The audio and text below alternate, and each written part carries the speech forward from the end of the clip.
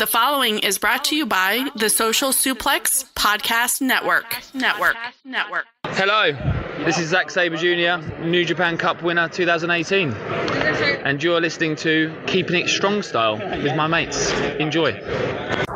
Yo, this is Rich Latta from One Nation Radio. This is brought to you by the Social Suplex Podcast Network. We present to you the Ace of Podcasts, Keepin It Strong Style. Let's go. It's the Ace of Podcasts, Keepin It Strong Style. Covering New Japan, they ready to hold it down. Jeremy Donovan and the young boy Josh. Come and hit a job out and bury all the frauds. From the Tokyo Dome over to the G1.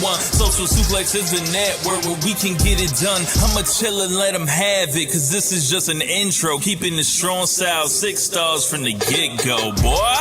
Yeah, from Tampa Bay to the Tokyo Dome, this is Keeping It Strong Style with your hosts, Jeremy Donovan and the young boy Joshua Smith. And thank you for listening. Welcome to Keeping It Strong Style, the ace of podcasts on the Social Suplex Podcast Network. Jeremy Donovan here alongside the young boy Josh Smith. On today's show, we'll be discussing G1 Climax 28, Lionsgate Project 13, Kizuna Road, as well as covering all the latest news in the world of New Japan Pro Wrestling. You can support our show and the network by subscribing on the podcast app of your choice and leaving a rating and review. You can also get all the podcasts and columns at socialsuplex.com.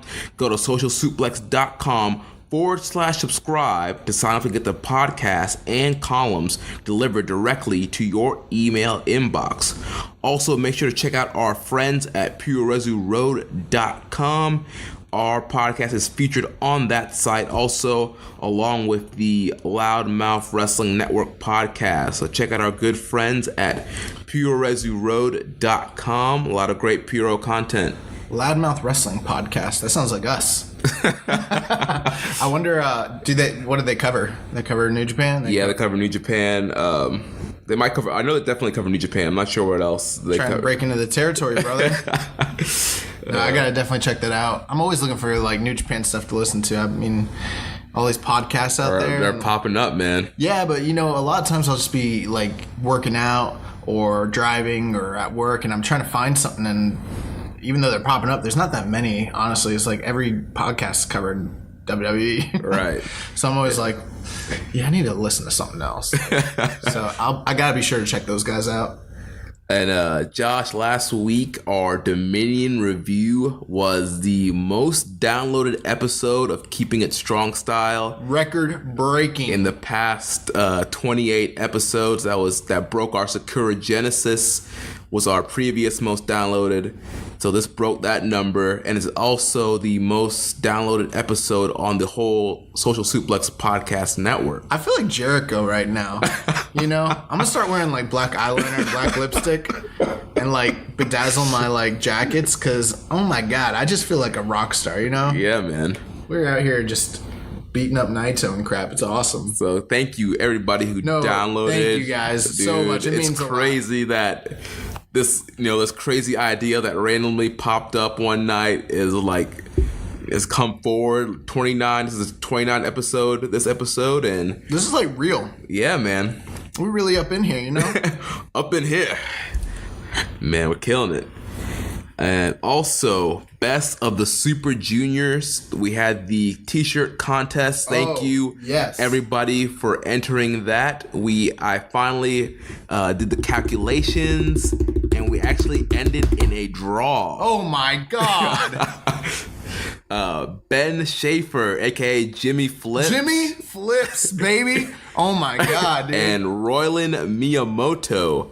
Dude, Royland Miyamoto is a freaking prediction all-star. Yeah, he came in second in the New Japan Cup, and he was barely off. I mean, we're talking minuscule. If he'd made one other pick, he would have won that crap. Yeah, and do you know someone in New Japan, Royland? What's going on? I know that last name Miyamoto. He might be in the office. Yeah, that's super suspicious. You need to sandbag a little bit more, bud, because that's 2 freaking contests in a row. But so what are we doing, Jeremy? So yeah, because we got a tie. We since never had a it's tie a draw, before. both of you guys are gonna get the T-shirt of your choosing. So I'm gonna pay for Ben's. You pay for Royland's. Okay. I think Royland lives in like Venezuela or like in Australia or something. I don't know. He might live in Japan. Who No, knows? I remember it's overseas somewhere. No, he didn't win the contest last time. No, but I remember he's from overseas. Gotcha. Yeah. Unless I'm totally off base, but Royland, you let us know. Hit us up on on Reddit or whatever it is that you hit us up on, and Yeah, I'll email you and we'll get in contact on you guys what shirts you guys want to get for your prize, and better luck next time to everybody else. Stay tuned for whatever our next contest will be. How many points do those guys have?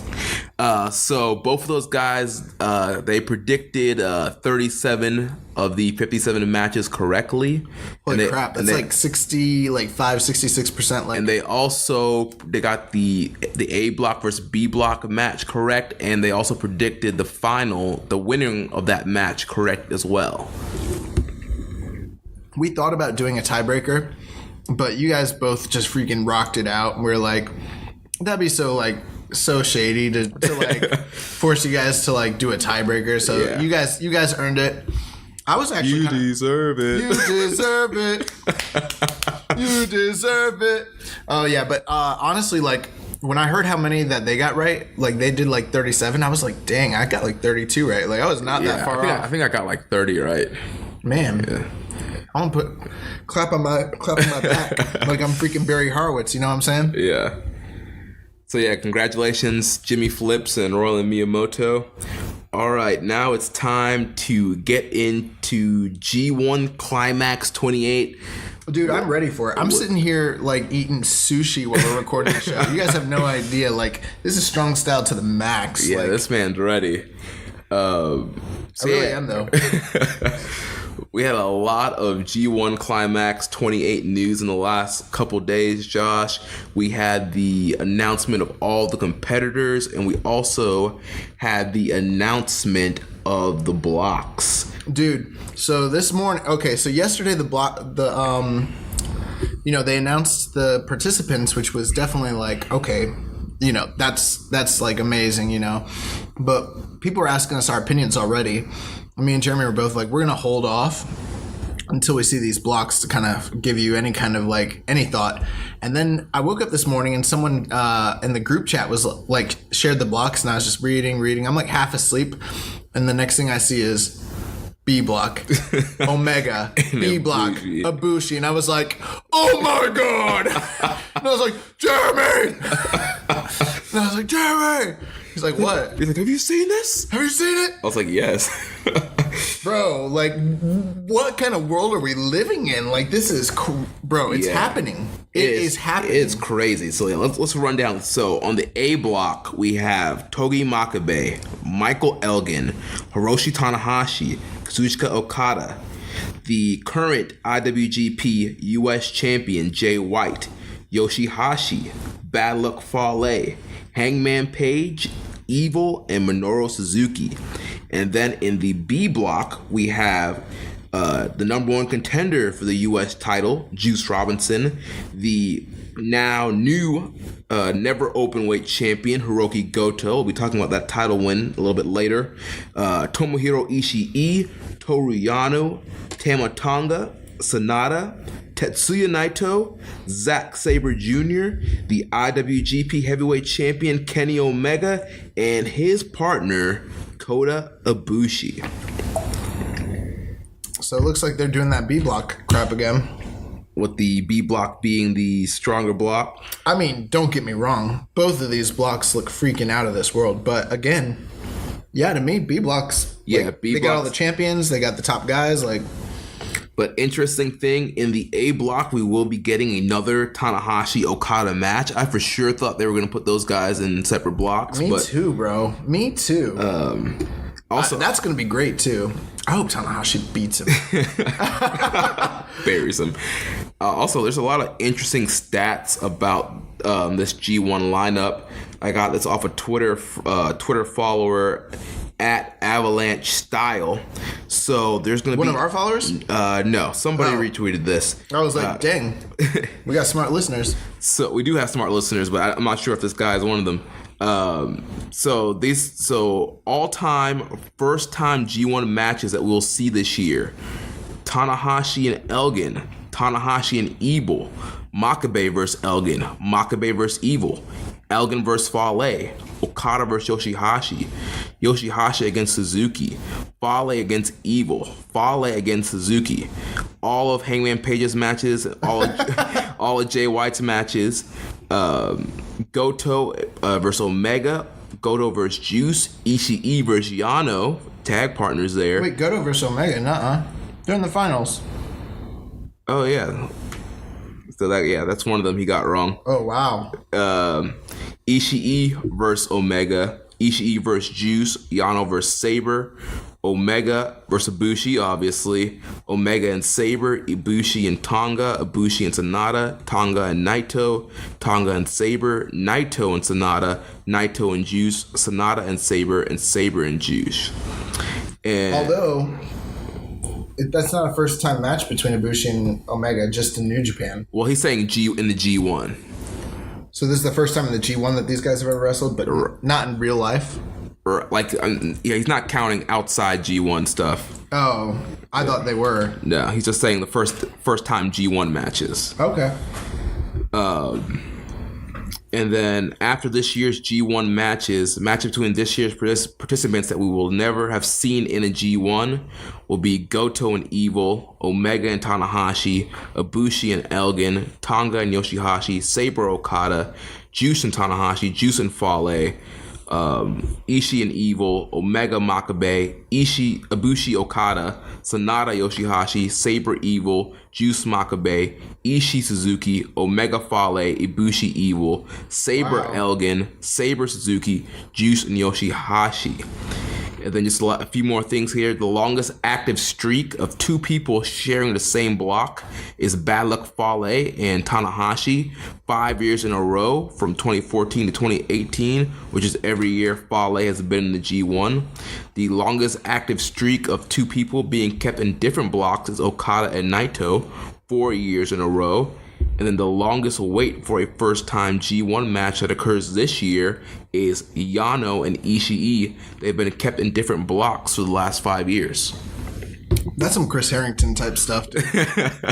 What's he call himself, Mukigana or something? Yeah, like that? Mukigana. Yep. Yeah, bro, that's like some WrestleNomics type crap. Yeah. This dude did his research, and you know what?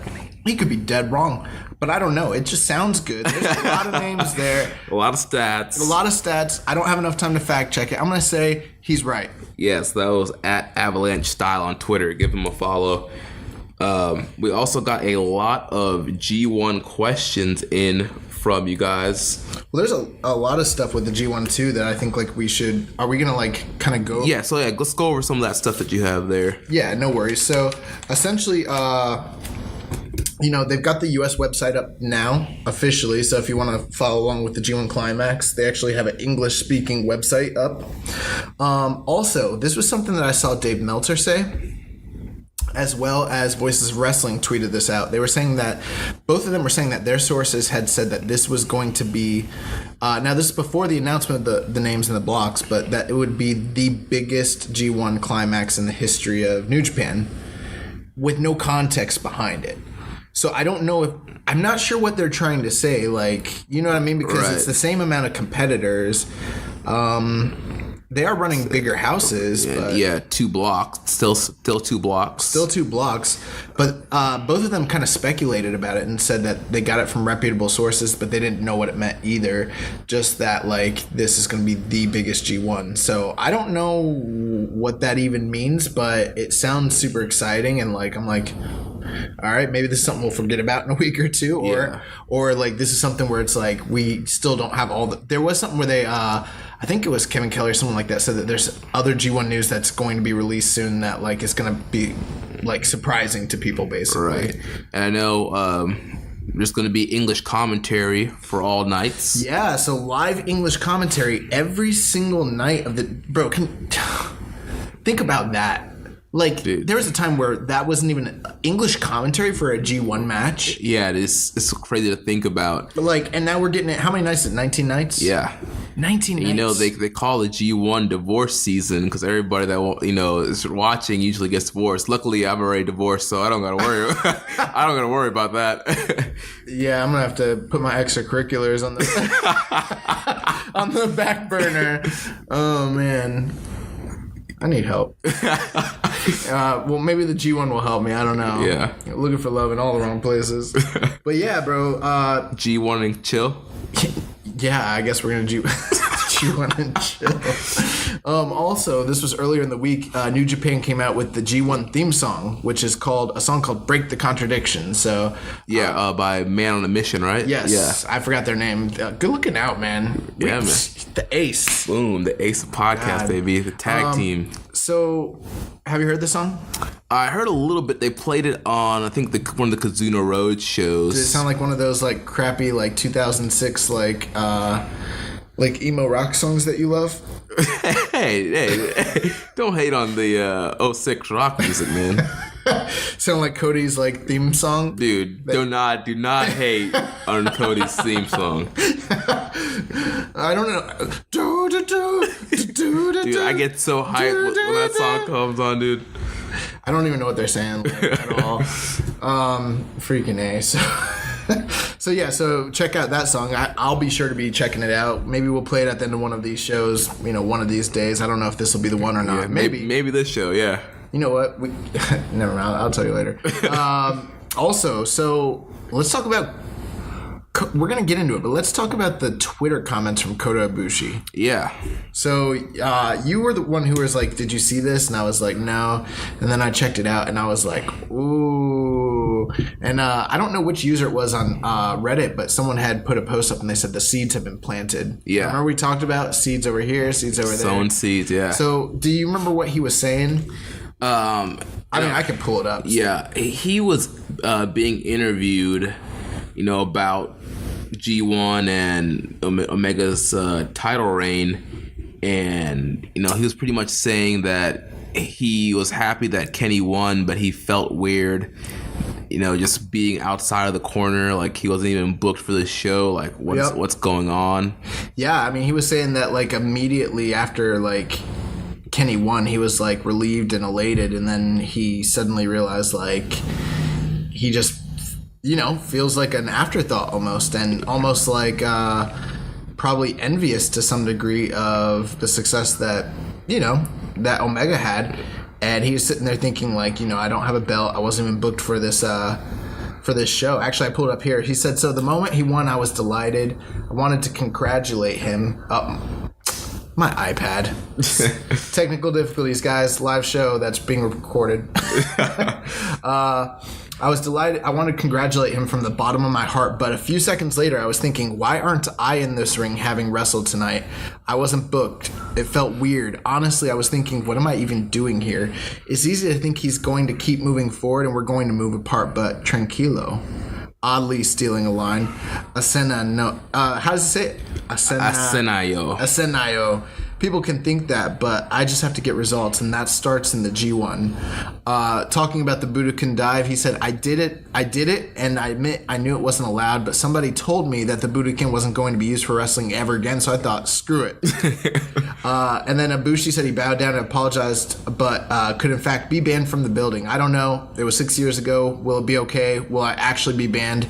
If I'm not in the G1, I really don't know what I'm going to do. Well, until then, Chunky... And then Ibushi stops himself.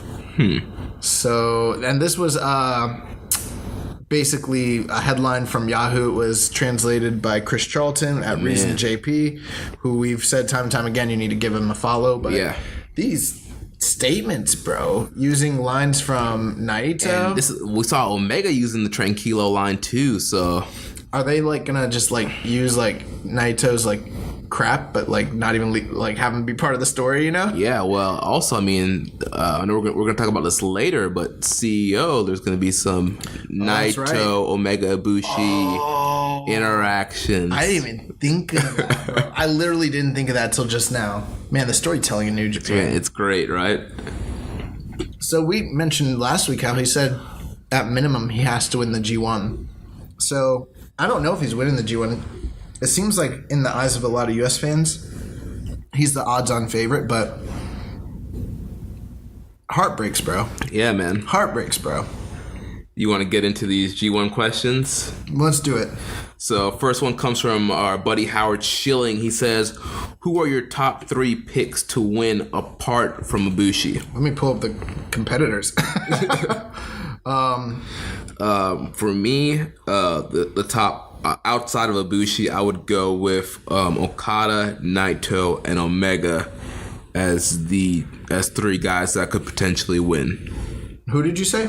Okada, Naito, or Omega. Man, I'm trying to pull up the blocks here. So Naito, Okada, and Omega? Yeah. I mean, that's probably going to be my pick too. So just taking a look at the A block. Yeah, Okada could be one. Naito and... You know what? I don't think Omega's winning this at all. I don't think he is either. But, I don't even think he has a shot. But he just said, I can't think of a third person outside of... Zack Sabre Jr. That's going to be my pick. So I'm going to... Yeah, my 3 picks are going to be Okada, Zack Sabre Jr., and I mean, I could go Suzuki, but probably not. I don't really see him headlining at Tokyo Dome. Yeah. Really don't see Zack Sabre headlining one either. But. Me either. That's why I said. Yeah. Let's just go with the sexy pick and pick Ishii. Yeah, I mean, those are the 3 that just make the most sense: Omega, Naito, and Okada. But I didn't. Yeah, so I guess I'll pick those 3. Yeah, I'll just agree with you. I mean, they're the big 3. Why would you go against them? You know what I mean? Right. Unless you just want to be like hit, but it's probably not going to happen for you, bro. Then Zach Porter, he says, thoughts on a now lighter Fale and what that could mean for him in the tournament. So Fale is down like 40 something pounds. Guy's looking lean. I think it means maybe the tournament will be less strenuous for a big guy like that to wrestle, that many nights, 19 nights. That's kind of crazy. G1 is just so taxing. Yeah. I mean, we've seen guys get injured in the G1 and have to withdraw early. It's happened plenty of times in the past. And Fale is not a spring chicken. So do I think it means that he's going to perform better? I mean, how could he perform better? He already performs at a pretty high level when it comes to G1. I mean, I think with that extra 40 pounds gone, he's going to be able to move a little bit faster. Probably have better matches. Yeah, he'll probably have better matches, probably be a little bit more aggressive. Kayfabe-wise, though, yeah. I don't know if it's going to relate to being like him having a better run in the tournament. Right. I mean, he usually does have He always has a good run, yeah. I don't see him being anywhere near the finals, but he's going to he'll beat a champion or he'll beat a big name. He always does. Yeah. Like, he's that guy. If he hits you that bad luck fall, I don't care who you are. Yeah, we talk about protected finishes, but yeah, that bad luck fall has been also pretty protected as well. I don't care if you're Zack Sabre Jr., if you're Minoru Suzuki, if you're freaking Kenny Omega, if you're Toru Yano. It does not matter who you are. He hits you with the bad luck fall. Game over. You're done, dude. Yeah. Another question from Zach. He says, is this the event that'll finally make Yoshihashi realize he needs to go away for a while, i.e. excursion/character redevelopment? Also, what the heck is that bum Yoshihashi doing in this and not Taichi? And the follow-up on that, we also have another question, pretty much a similar question from BJ Baker. Do you agree that Taichi was more deserving of a G1 spot over Yoshihashi? So a lot of hate here for Yoshi. Listen, guys, I am definitely one of those people who, if you had to ask me, do I want to see Yoshihashi in this tournament? Not really. Has he done anything to like overly deserve to be in the tournament this year? Or, not really either. But it's not like he is undeserving in comparison to some of these other guys like Makabe, Tamatanga, and Balak Fale. It's not like that, you know? Yeah, and I know we like to dog Yoshihashi a lot, but here's what I'll say. The G1, for me, it's all about like the match quality. Yeah. And Yoshihashi can deliver, and he has delivered in the past in these tournaments, and he has great matches in these tournaments. So a guy like Taichi, we haven't really seen Taichi really deliver at a high level yet. We know what Yoshi can do. We really don't know what Taichi could do. I was impressed with Taichi this year, though. I mean, yeah, he's been doing good, but I don't know. I really liked his match with Tanahashi, and I really liked his Naito match. I'm not saying he didn't deserve an opportunity, but at the same time, it's like, if you have one spot left and you're choosing between Taichi and Yoshihashi, I would pick the guy I know that's going to deliver 100% for sure. I agree. At this point, I agree. I'm not going to say, and this is just me being unbiased. Like, I'll tell you the truth. Do I like Taichi better than Yoshihashi? Absolutely. And I'm not even the biggest Taichi fan. I've come around on the guy. Yeah. I mean, trust me, I would love to see Miho Abe in 19 nights. On New Japan World, but and he is one of the guys I'm disappointed it's not in the tournament. Honestly, there are some guys that I could do without. Maybe Makabe. Yeah, I could have done without Makabe, and maybe Yoshihashi. But if we're just being unbiased and we're like, who deserves to be in it more? It's probably Yoshihashi. Yeah. I know it's probably not the answer you guys want me to say. You want me to go off on a rant. You want us to bury Yoshi, but and we do that all the time, and I'm not opposed to that. I enjoy it quite a bit because he does suck. But he's gonna be fine in this tournament. He had a really good tournament last year. Yeah, he did. He's gonna have some good matches in this tournament. Although I was kind of surprised. I thought that Taichi would be in the G1. I did too. A little bit. I kind of thought that. And it's funny, a while ago, we had somebody ask us about ranking guys in the G1. And I wrote Rich. Yeah, and I wrote down who I thought was going to be in the G1. Dude, this guy Jeremy Donovan is freaking Nostradamus, bro. I got 19 of the 20 correct. The only one I got wrong was Cody, and we got Hangman Page instead because Cody's working on a movie project, which Cody said that he does plan on being in the G1 either next year or the year after that. That's gonna mess up some fanboys and stuff. Yeah. Wow. So get ready, guys, for that Cody G1 run in a couple of years. I would love to see Cody in the G1. Oh yeah. There's something about having guys from North America in the G1, and I don't mean like a Hangman Page. I'm talking about like when Ric Flair was in it. Or like when Rick Rude was in it. You know what I mean? Yeah. Like that kind of crop's cool, and I want to to me Cody's like one of those types of guys. Like, yeah, let's get a North American star in this. In there, thing. Yeah. And then one last question from Zach Porter. Wait. We gotta address. We didn't finish addressing that question. So he was talking about, is this going to be the? Did he say it's going to be the event that makes us? That makes Yoshihashi realize he needs to go away. The thing is, I don't have a good enough parameter to tell if what Japanese audiences think about Yoshihashi. Mm-hmm. I don't think he gets big pops. I don't think he's seen as a star, but I don't think they hate him. He's not getting booed out of the buildings or anything. You know what I mean? I mean, I think for himself, he's not going to want to go away. I mean, he's in chaos. Hasn't he been on an excursion before? Wasn't he in CMLL? I'm not 100% sure. But, I mean, he's in a good spot in the company right now. He's in chaos. He gets title matches throughout the year. I don't think no matter what's going to happen, I don't think he's going to want to go away. Yeah, he was in CMLL from 2010 to 2011 already. So, I mean, he's been there already. I mean, I don't know that going to CMLL at this stage in his career is going to be more beneficial because he's already been there. What more is he going to learn, you know? Yeah. Does he need to be repackaged? Yes. I think so. Yes. I think that's if they decided that they're we want to push this guy. If they're fine with his nice little cushy spot, and they're hey, he's a utility guy, mm-hmm. he's a mid-carder, and that's all they ever see him as, they don't got to touch the guy. He's fine. He'll just bore me to death forever, and I'll hate his anime gimmick or whatever it is. Until he hits that lariat, though, right?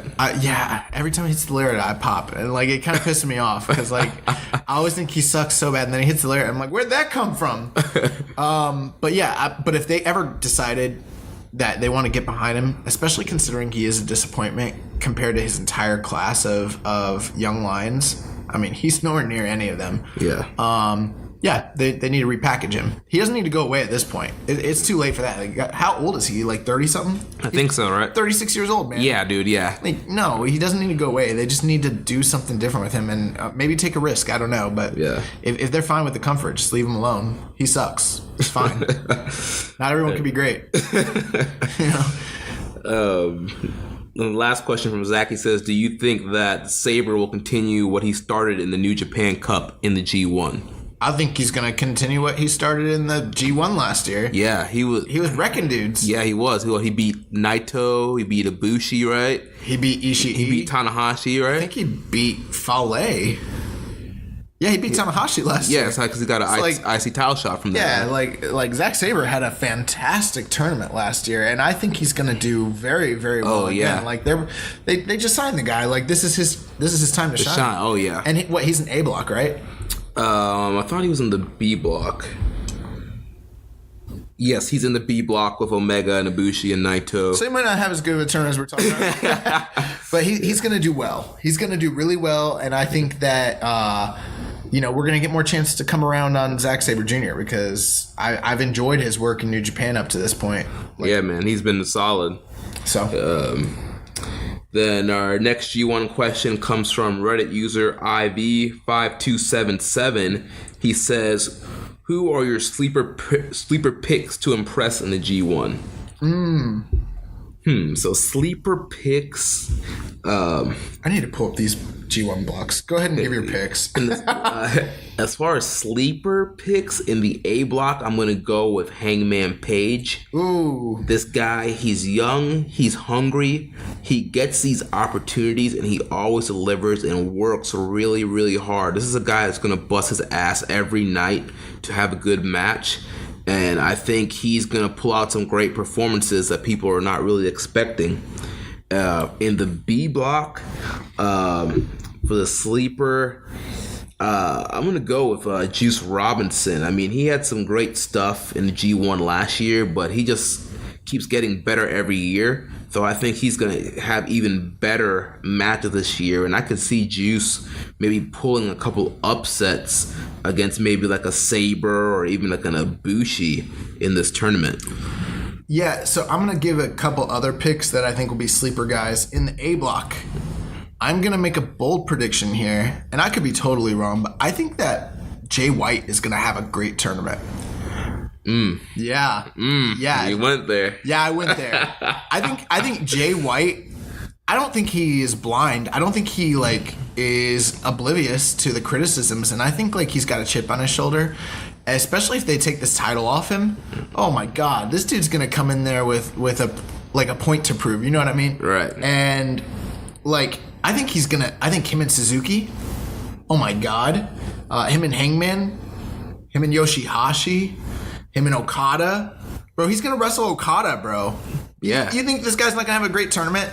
I understand the criticisms, but I'm telling you, all bets are off when it comes to the G1. Jay White is my freaking sleeper pick for the A block. And I'm glad we're just doing one sleeper pick because, I mean, you could name the whole entire thing. Right. For the B block. And it's not so much of a sleeper, but I guess, I'm kind of torn. Do I name Sonata? No, because it's not really a sleeper. Right. Except for the fact that half the time he is asleep when he's wrestling. Is he gonna have a great tournament? I don't know. I'm gonna go with Tama Tonga. I think. No, I'm gonna change my mind. You know who's the sleeper in this one? Who? And who's gonna have a great tournament? It's gonna sound ridiculous to say this, but Goto.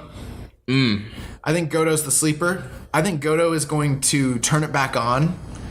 He's a guy who's shown that he can go so many times in the past, and he just had a fantastic match, this past Kizuna Road. But he's the guy that I think is, with the guys that he's working with in the B block, Sonata, Naito, Omega, Ibushi, Zack Sabre Jr., Juice. He's gonna have a fantastic tournament. Oh yeah, he is. And people are gonna come off that that Goto's washed, yada yada, and they're gonna come back around to like Goto's the man. Goto can go. He can go. So those are my 2 picks: Goto and Jay White. Repping Chaos, baby. Yeah. Who was it that was upset about Chaos losing? Was it Mr. ACP? It could. I forget now. I think it was Mr. ACP. Yeah, it was Mr. ACP. Yeah. Yeah. Shouts out to Chaos. So next question comes from Twitter. Our social suplex brother, Rich Latta. He says, "What's the G1 final that we want to see the most?" Oh my god. So that's an interesting question. I'm not sure if I want to see it the most. It's not the match you want to see most, Jeremy. It's the final you want to see the most. That's right. That's what's the final I want to see most. Because don't go Okada Omega. I'm not. I was not going Okada Omega. Okay. I was gonna be like, don't do that, bro. I'm actually going Okada Naito. Oh, that's really good. That's actually, like, as of right now, kind of my prediction of the A winner and B winner. Man, I haven't even put any thought into it. Oh my gosh. Okada. Yeah, Okada seems like he would be the guy that would win the A block. Mm-hmm. Maybe Suzuki could. But I'm just like, now it's turning into a prediction, not. Oh, what you want to see. What I would want to see as a final. I'm really torn. It's gonna be Okada in the final, either way. Mm-hmm. But I'm like, would I rather see Ibushi and Okada, or would I rather see Ishii and Okada? Oh my gosh! Just the thought of that match, man. Oh, those are both really tough picks. Mm-hmm. Okay, I'm gonna cheat. All right. The match I want to see is Ishii and Okada. All right. But the one that maybe has the better storytelling and the high stakes nature to it, and like the holy crap, what's gonna happen here? I don't know who's gonna win. That's Okada Ibushi. If it's Ishii and Okada, I know Okada's gonna beat him probably. I just know it's gonna, it'll be a 5-star match. But yeah. I'm going to say Ibushi and Okada. That's the one that I want to see. And that's probably my pick for the finals right now. That's a sexy pick right there. Oh, the G1 is here. I'm so excited. I'm about to flip the table over. Oh, my gosh. Better hope this is a Japanese table. Yo, is there anyone that you're disappointed to not see in the G1? Not like Sakamoto or some crap, but or some Matt Riddle. Pentagon didn't make it this year. Oh man, Ray Phoenix didn't get in. They didn't put Shane Strickland. No. They didn't put Rey Mysterio in there. What were they thinking? Actually, that would have been pretty awesome. There's no way Ray's doing that. You know who I kind of wanted to see in this, and I think would have been great? Toa Hanare. Those are my 2 guys. The 2 guys that I'm like, I really wish they'd been in this was Hanare and Taichi. Yeah. Well, that's a good segue into our last question from @D7Dog on Twitter, Devin Ashman. He's asked us if we were surprised that Jeff Cobb didn't make it into the G1. No. I wasn't surprised. I mean, when I was predicting the lineup a couple months ago, I did not have Jeff Cobb as somebody that was going to be in there. And then he said publicly he wasn't going to be in it. Right. And then plus 2, Meltzer has talked to him, and Meltzer even said, I talked to Jeff Cobb, and I looked at his schedule for the summer, and he's not doing the G1. Dude, we talked to Jeff Cobb. He said he wasn't doing the G1. I'm just playing. That'd be dope, though, right? Yeah. Hey, maybe we could talk to him next week when we go to CEO. Is that next week? I think that's, next Friday, right? Yeah, I got to put in some time to... got to put in the time for that. Yeah, that's next Friday, bro. Oh, what are you doing? Slacking, man. But yeah, I wasn't surprised that Jeff Cobb didn't make it in. I mean, I would have loved to see him in. I think he would have been a great addition, but just timing didn't work out. But at least we'll see him on this Kizuna Road tour, and we will see him at the G1 special in the USA. It looks like so. Yeah, the thing with Jeff Cobb, it would be great to see him in there, but we do have Elgin, And Elgin does fit that monster gaijin role. Would it be cool to have 2 of those? Sure. Mm-hmm. But we knew already he wasn't going to be in it. He said, we covered it in the news, that he said, point blank, I won't be in the G1. Right. Here's the dates I'll be there for. So I'm not surprised at all. I didn't think he was going to be. I'm glad we even have him on the, on the tour Kizuna Road. Now. Yeah. So. All right. Anything else that you want to talk about with G1? Was there anyone that you were disappointed that's not in it?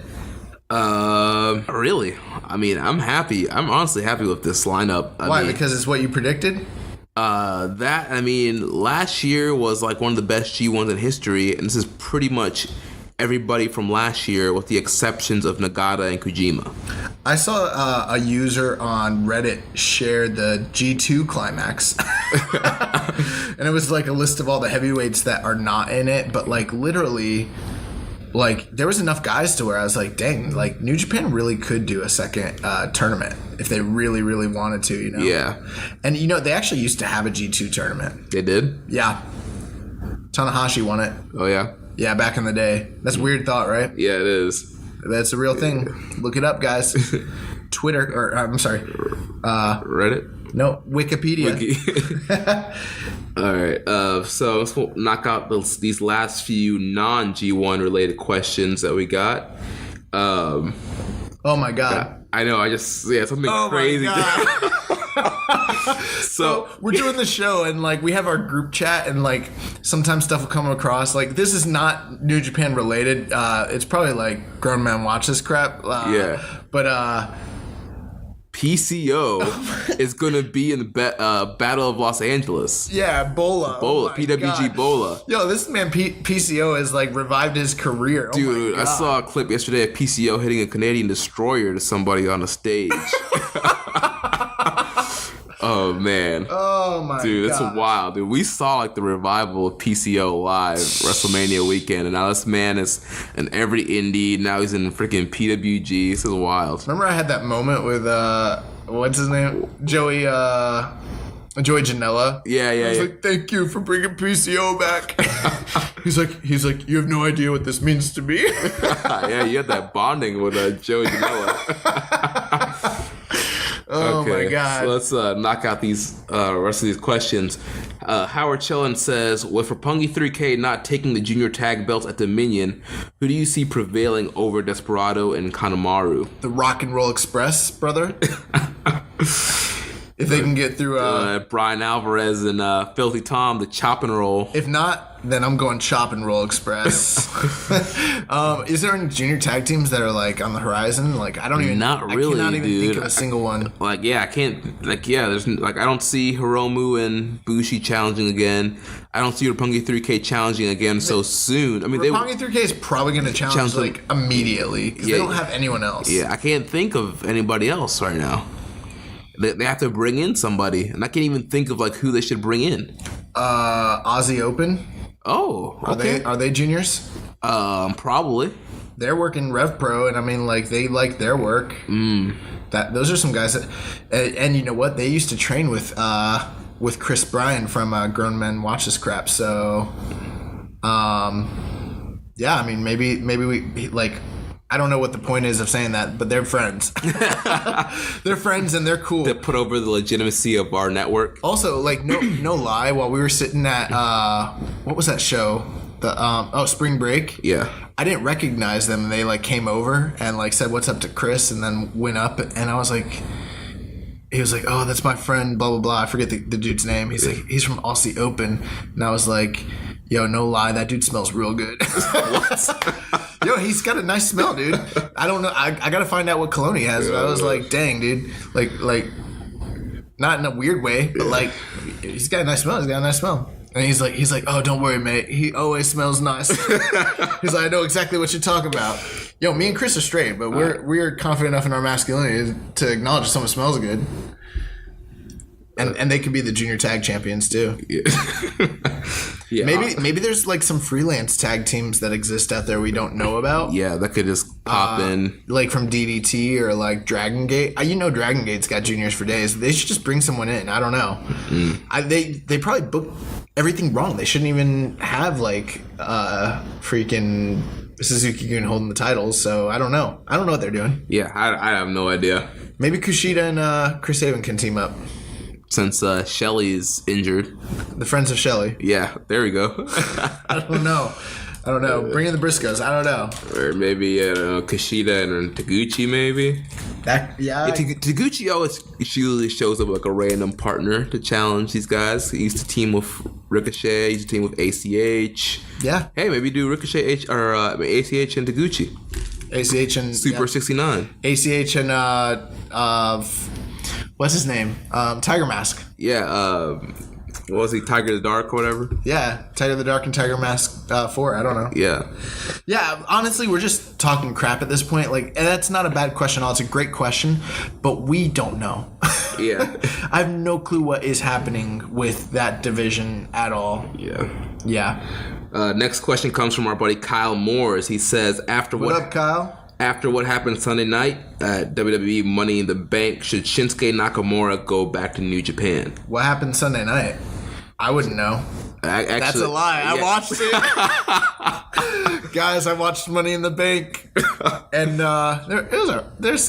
Dude, it was like something in the middle for me. There was like some stuff that was okay, but even the stuff that was like okay, I was like, why would anyone care about this? Like, for instance, like that Seth Rollins match, I was talking to Rich about it today. I was like, it was like a good match, but like, why would I care about either of these two guys in any capacity? What do you mean? Seth Rollins is a great WWE hope. Oh my God, guys. We don't usually put over like other podcasts, but like everyone at the freaking everyone at our network loves Joe Lanza. Yeah. Of Voices of Wrestling. If you could just like go listen to the last 5 minutes of their last episode, he goes on this rant about how Seth Rollins is the great WWE hope for Wrestler of the Year. Yeah. Oh my God, it's legendary. It's hilarious. It's hilarious. Honestly, I've been making the joke. What do we even? Oh yeah, we're talking Nakamura. Yeah. So I've been making the joke that if Nakamura loses, if he loses, he should hop on a plane and like take somebody's spot in the G1. But in all honesty, like, should Nakamura go back? I mean, he probably doesn't even want to go back. I mean, he's wrestling like this comfortable WWE style. He's still a top star. He goes back to New Japan, like he has to wrestle higher caliber matches. Does he really though? Does he have to wrestle higher caliber? I was talking with Rich about this, and I brought up some points that I think are worth considering. And I don't know if they're like, I'm not the authority on this, but bro, like Nakamura wasn't wrestling that high of a threshold, like that high of a level of wrestling when he was there. Remember, like we were calling him Japanese Randy Orton at the time, because when the big match comes up, he does, believe me, like he turns it on. Big match, like Shinsuke is the real thing, but he's wrestling tag matches most of the time. When he's mailing it in. He's not in the match most of the time anyways. And he's wrestling a lot less dates in Japan than he would be with that harsh travel. It doesn't matter how light you wrestle. That harsh travel schedule that WWE's on, I don't know that it's better for him or easier or anything like that. And I also don't know that he wouldn't be able to still hang with the guys in New Japan. I kind of feel like he hasn't been injured. You know what I mean? Right. Like he hasn't been like crippled. He hasn't had a debilitating knee injury. Like I don't think that narrative is actually real. I think he'd be fine until like time catches up with him and something happens. Based on his performances, who knows? He might be washed. Right. We don't even know. But I think he'd be fine in Japan. Yeah. That's just my opinion. And I kind of felt the way you guys are saying, like, it is easier in WWE, yada yada, but I don't know if that narrative is real. Yeah. I think it's just something that like we've heard like Meltzer saying. I don't know if it's real. Like I don't know. I've heard people say like, oh, he went to WWE for self-preservation. I don't know if that's the case. Right. But regardless of that, I'm sure he's getting more money than he was getting in New Japan. Yes, that's true. And that's definitely true. And it's just one of those things where like he's never going to be the IWGP champion again. No, he's not. Well, bro, he's a WWE superstar now. Right. If he came back, you think he wouldn't get a run at the IWGP title? I didn't think about that. Yeah. Like, I'm sorry. Like, I love New Japan, but kind of whore themselves out. They mark out for the WWE. They mark out for that WWE status. Like the Royal Rumble winner, Shinsuke Nakamura, the guy who wrestled AJ Styles at WrestleMania. You're not going to put the title on that dude, even temporarily. Look what they're doing with Jericho. Yeah. I think he would get a title shot. I don't think he would be the ace, but could he fill like a Suzuki role? Yeah. Would he be able to come back and like oust Okada from like Chaos? Yeah. I think he should come back. I think he'd be fine. And if he's making more money where he is, great. I will say this. Here's my one thoughts on that match. People are kind of saying how great that match was. Which match? The last man standing match between AJ and Okada. And I hate to be that guy. AJ and Nakamura, you mean? Oh, my bad. What did I say? It's an AJ and Okada. Oh, that match is great too. Both of them. I hate to be the guy who's like super like hipster about my wrestling or whatever. But, these people just sat through a feud, apparently, like that ran 4 matches between these two guys?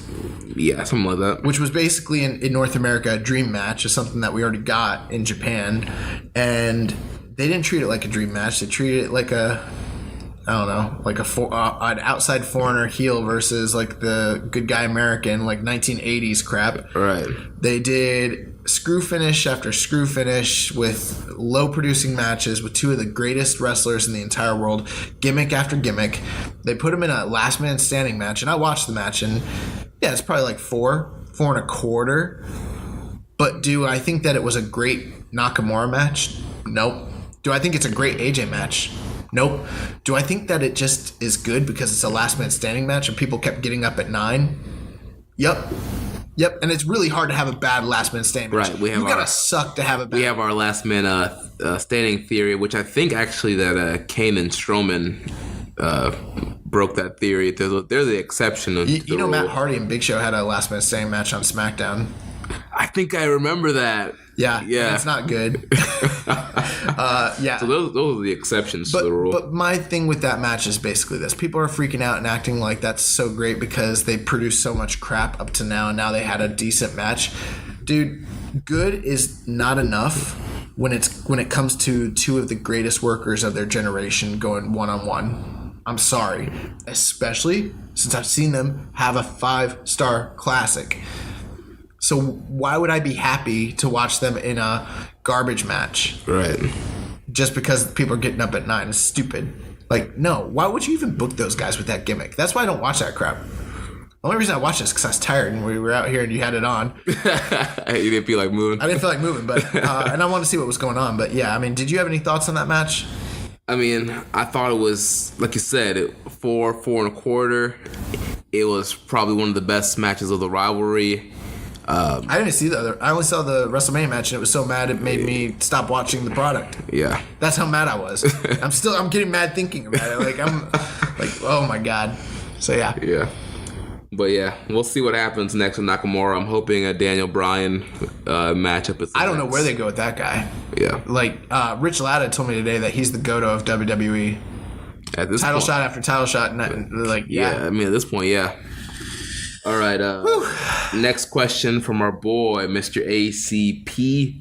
He says, if Kenny Omega winning the IWGP Heavyweight Championship is indeed a concerted effort by New Japan and President Mai to bolster the expansion into Western markets, what should be the reaction if the Cow Palace show, and to a lesser extent the Daytona CEO versus New Japan show, end up falling well short of sellouts? Well, I don't think you can just blame Kenny Omega for the failure of those shows if he happens to hold the IWGP title.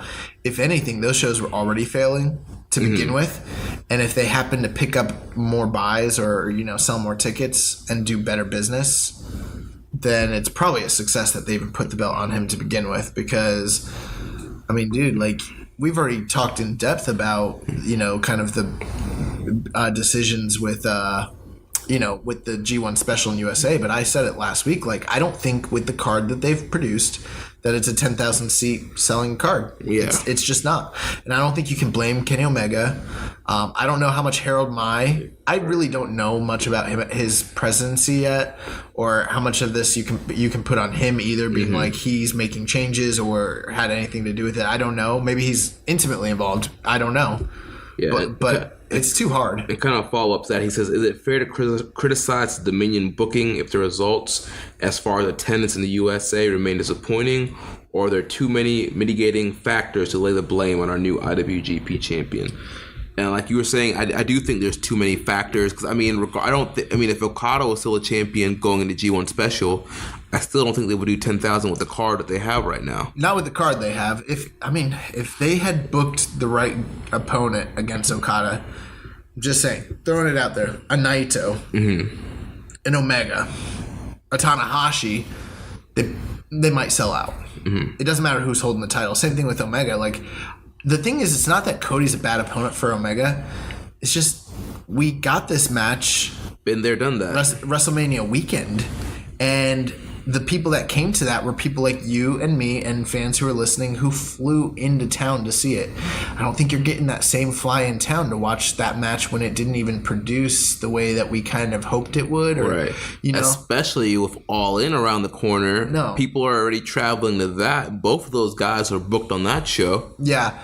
So I just, I think that they will do better business than they had prior to announcing the card. I mean, without a card, they were like dead in the water.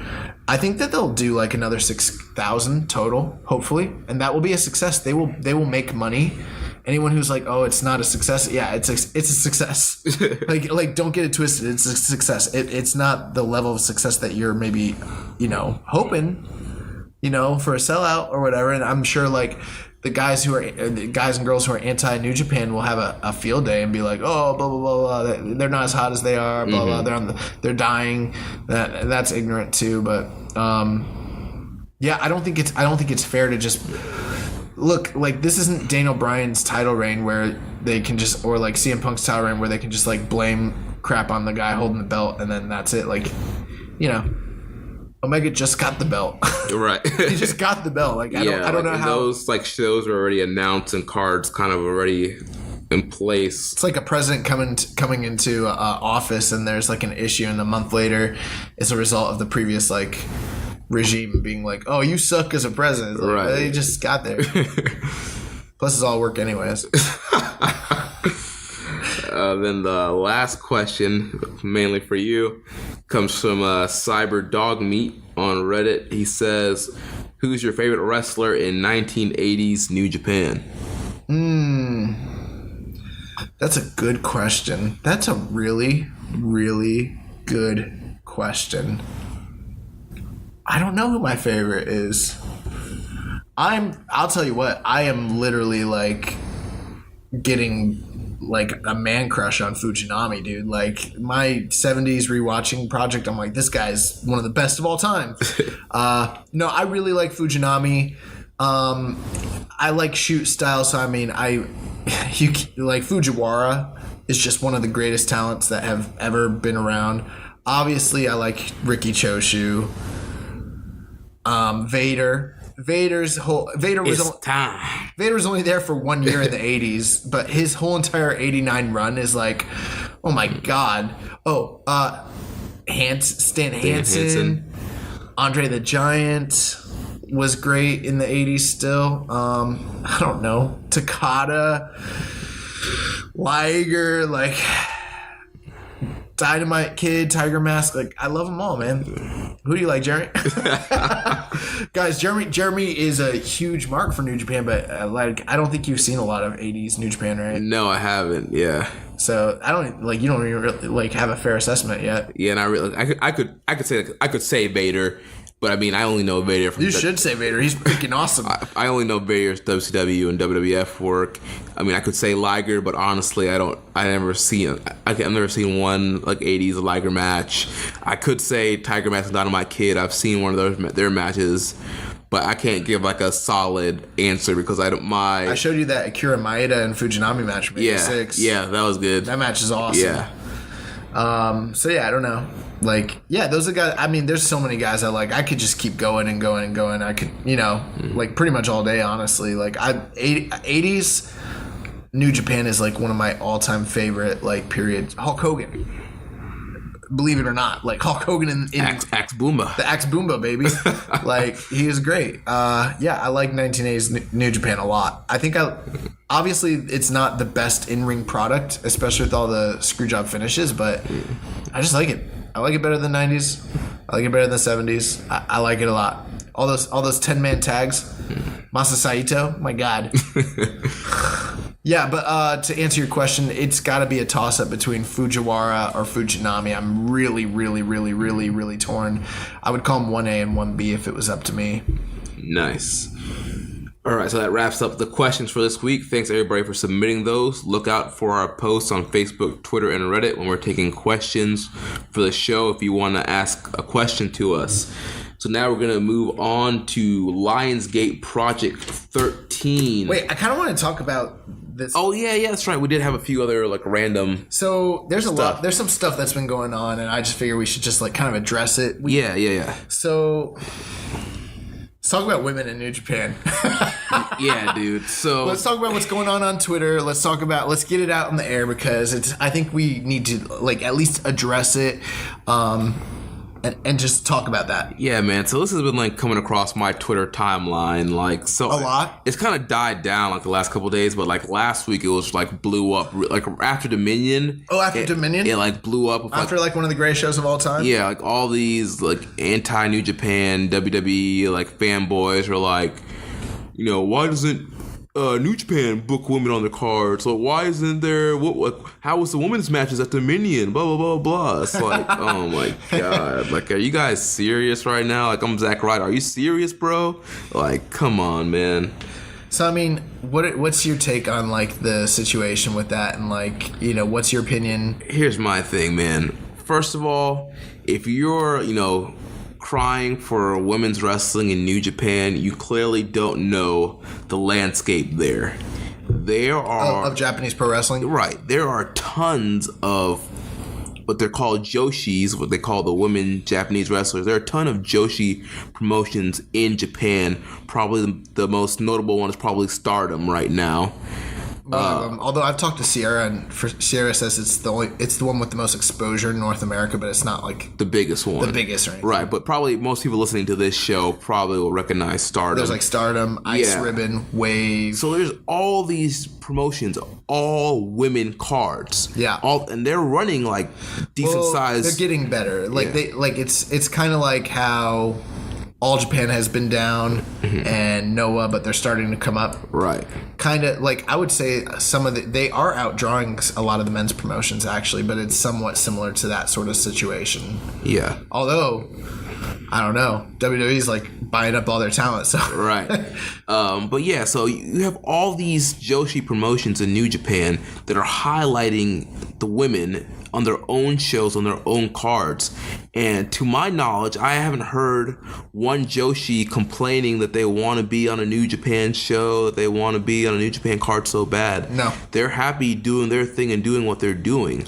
So for New Japan to book a Joshi match on their card just because they got to be a part of this men's revolution and we got to show that we're not sexual, like, it just doesn't make sense. It doesn't fit into what New Japan does. Listen, I'll say this, and I think Jeremy agrees. Me and Jeremy, we like women's wrestling a lot. Dude, we go to Shine and Shimmer. We sound like those racist people who are like, we're not racist. I have black friends. I'm your black friend. But for real, we do. We really like women's wrestling, like probably more than your average like listener, I would say. We like follow it. Shine, watch Shimmer, or was it Shine? All that Yeah, crap. Yeah. Shine comes here to Tampa every month or so, and we are usually at those shows. I don't think that we would ever. I know for me personally, it's not like as a New Japan fan, I would be opposed to women wrestling on the card. It's nothing like that. It's not like women shouldn't be here. It's not like that.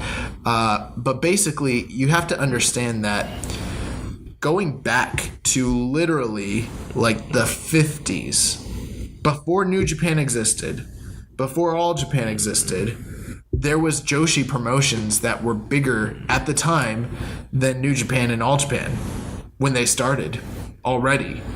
And that was that way until like the Joshi promotions splintered off. Like All Japan women's did fantastic business, and there have been boom periods where they've done Tokyo Domes and they've done like the dome tours, and they've sold tons and tons of merchandise.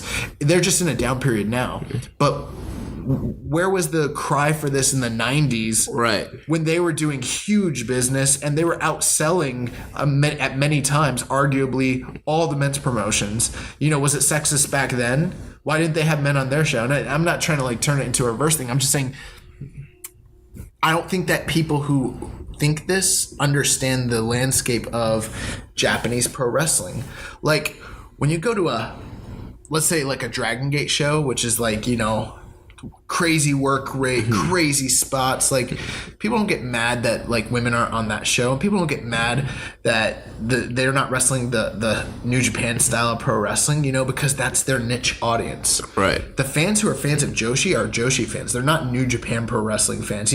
There's garbage wrestling in Japan. There's shoot style wrestling. There's all these different types of we're used to like in North America. You go to a wrestling show, you get to see everything. Yeah, you have your high flyers. You have your hardcore, your women, yeah, tag team, multi-man, whatever, old timers match. It's not like that in Japan. It's just not. And they don't want it that way. That's not how their business is set up. And that's another thing too, is like, could New Japan like bring women in? Yes. But how would they do that in a fiscally responsible way? Because you have to understand how expensive that would be for them, as they're not WWE. They got money, but they're not WWE. Right. To just start a women's division. You're talking about like bringing in multiple millions and millions and millions of expenditures that may not result in any kind of profit gain, especially since that culture isn't asking for this. Right. Joshi fans are not asking for this. Joshi fans are not asking for it. New Japan fans are not asking for it. Joshi wrestlers are not asking for it. Nobody in New Japan office is asking for it. I think that could it be better financially for them to work for a bigger show? Yeah. And would it be cool for them to get more exposure? Yes. And is there an argument to be made that maybe it might be cool for them to include like a women's match or something like that to help them gain exposure when they're doing a Wrestle Kingdom or something like that? Yeah, absolutely. Will they do that? I don't know. They can be very stuck in their ways. It's Japan. You have to understand culture. You have to understand it's not like America. That being said, I don't think it would. I don't know that would make sense, and I don't know that it's their responsibility.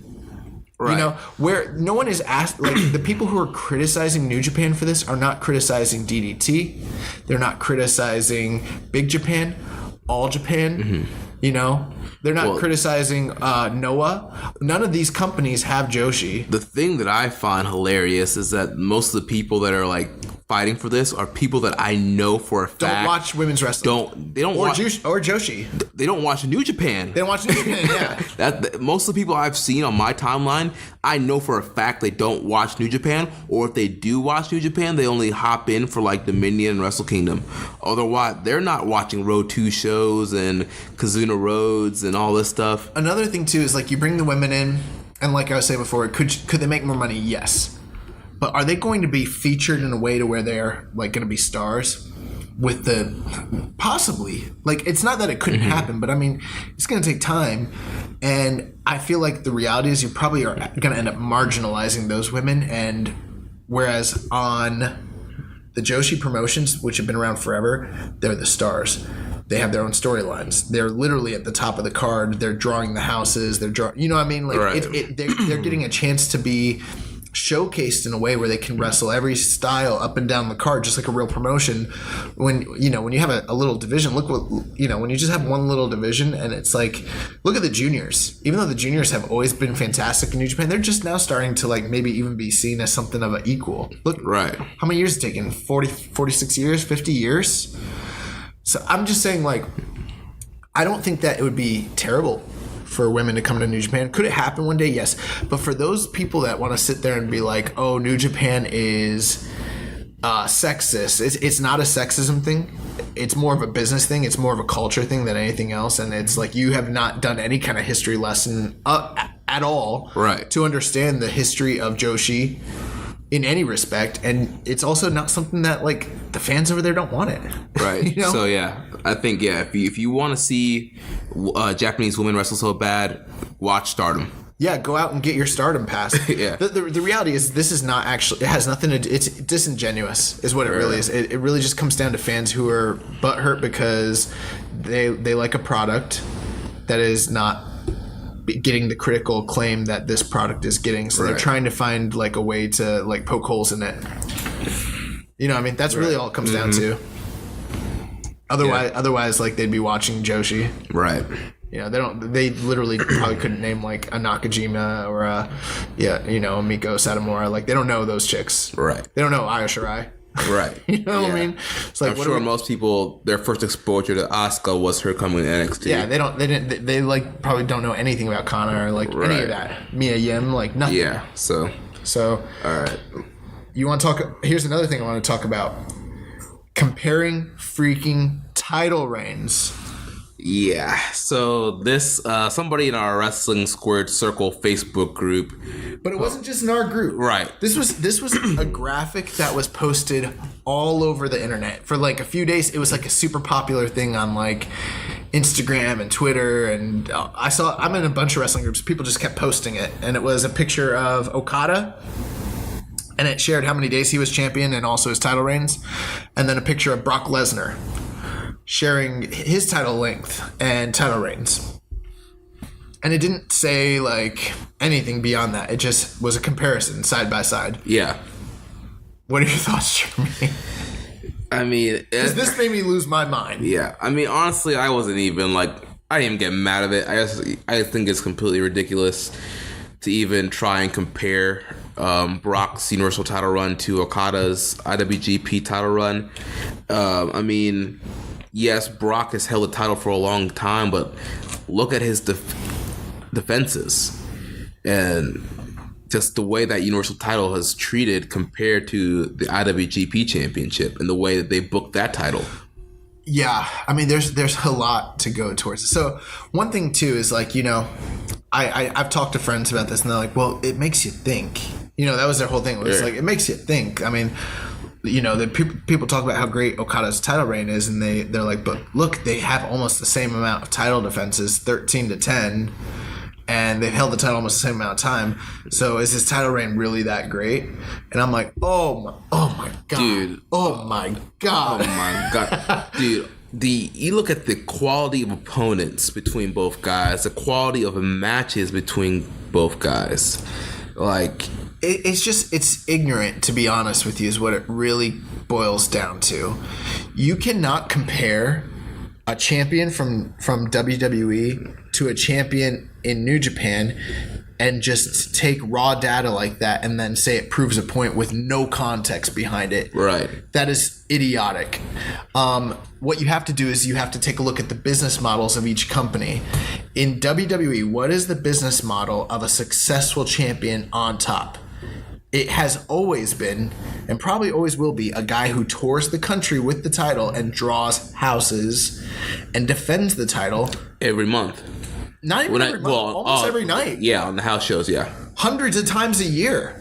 Like, it is normal for a WWE champion to defend their title hundreds of times. Right. And to wrestle, and to defend it on pay-per-views, and to defend it on TV. Not all the time, but periodically. Mm-hmm. Dude, this dude's held the title for 400 plus days, and he defended 10 times. So, I mean, how many months? That's a year and a half. Like, so how many pay-per-views he miss? A lot. Like a lot. How many house shows he defended at? Like 1 or 2. You know what I'm saying? Yeah. So, in that context, Brock Lesnar has literally one of the all-time weakest title reigns in the history of the company. Not only that, there are people who are defending this and thinking it was, and really all it is just they're upset about New Japan having a good product and the stuff with Dominion and all that. they're not even happy about Brock Lesnar's title reign. These individuals, yeah, they want Brock to leave. They want Brock to leave. They're upset. They're all mad about it. But then they will turn around because they want to defend the almighty WWE brand, right? And they will stand up for his title reign that they don't even like. They can't even stomach it because they want him gone because he doesn't show up on TV, because he doesn't wrestle weekly. And then people are like, oh well, it's realistic. It's like a world title, or like like a boxing title or an MMA belt, and it's like, well, then go watch that. Yeah. You know what I'm saying? Then you have the IWGP title, which historically is a title that is not defended at every single show because their business model in Japan is different. Yeah. The title is only defended by people, not always. There's like exceptions, but for the most part, the most deserving challengers, people who have gone through the rigors of storylines to earn a shot at that title, and only on the biggest of shows.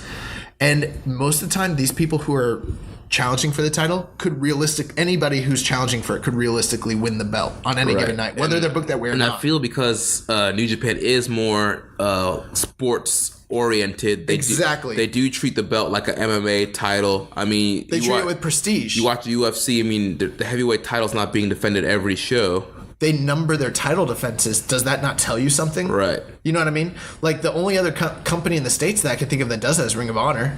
Mm-hmm. And guess where they got that from? New Japan. You know what I'm saying?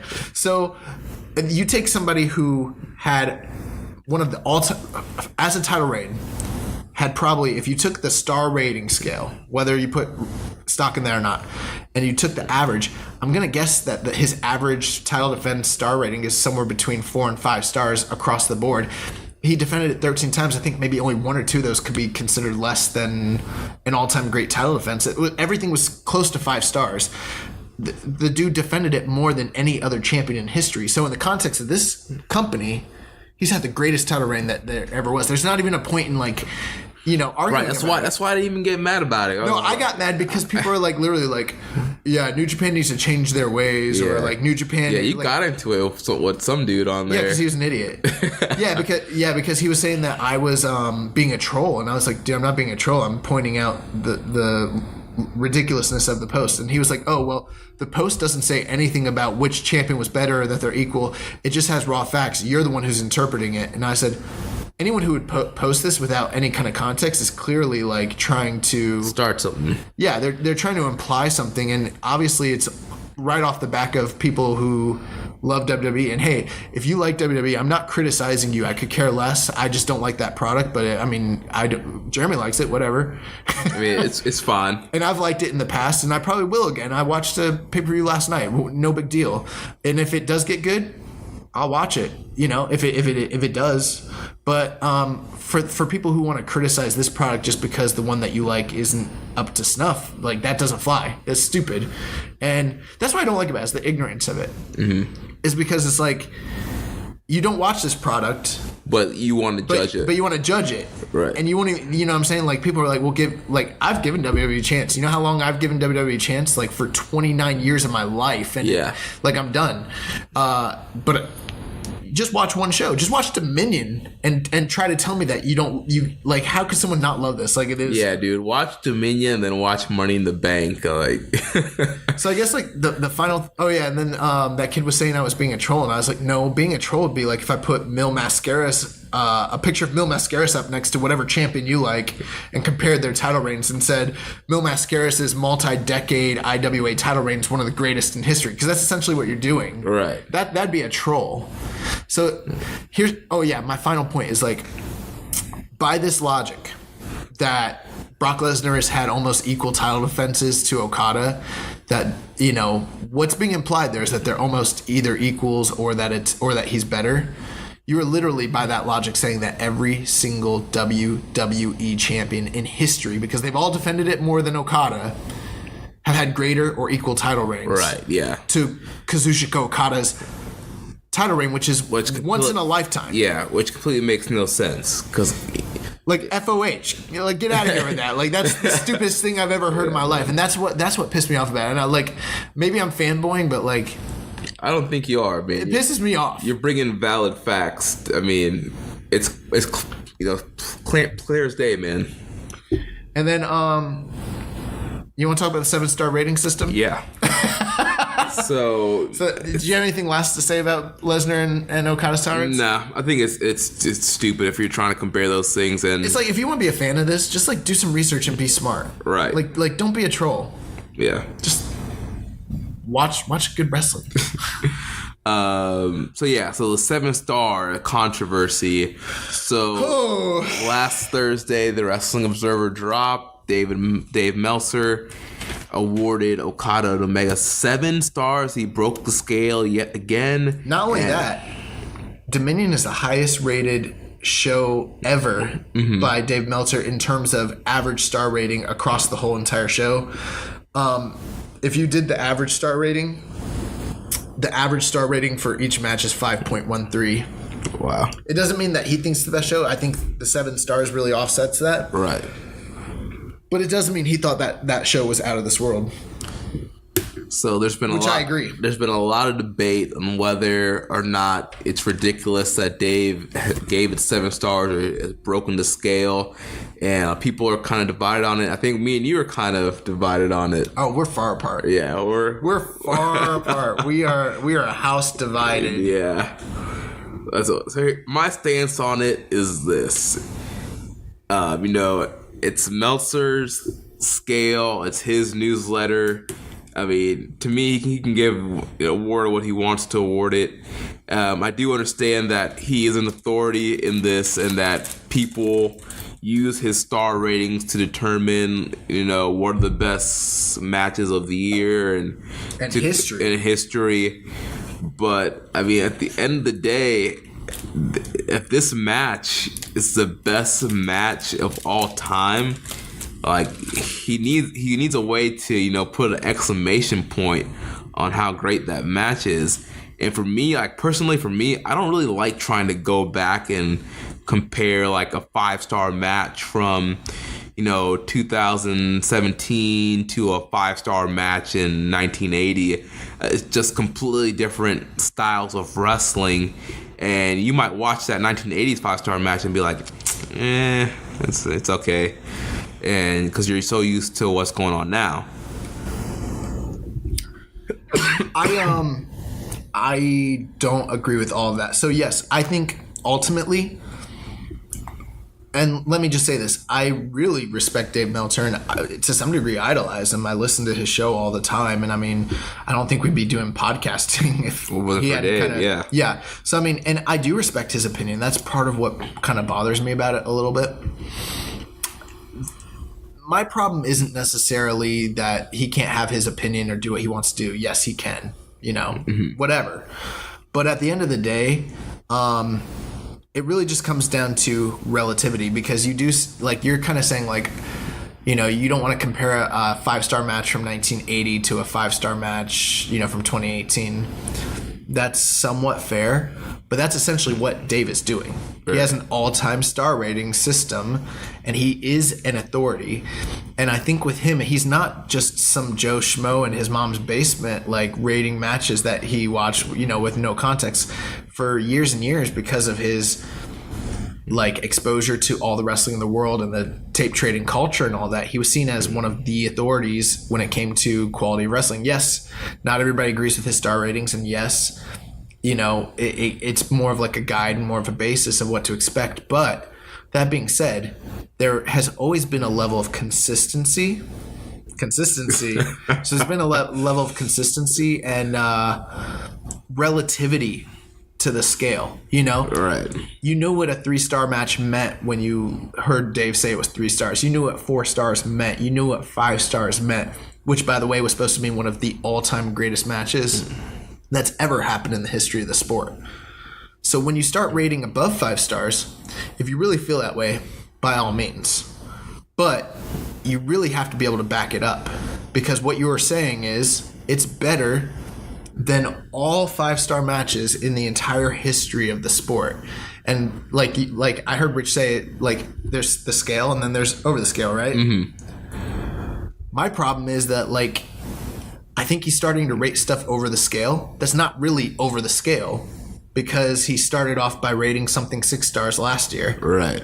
Well, see, that's the thing. Like, once he started, like, he just opened like Pandora's box. So now he has to. He booked himself in a quarter, bro. Yeah, that's my opinion. I don't think that 7 stars happens if he hadn't have done 6 and a quarter last year. Yeah. Or even if he did 6, if he hadn't done 6, he didn't have to do 6. Yeah. Dave has rated stuff above 5 stars many times in the past, and he never called it 6. You know, Kawada and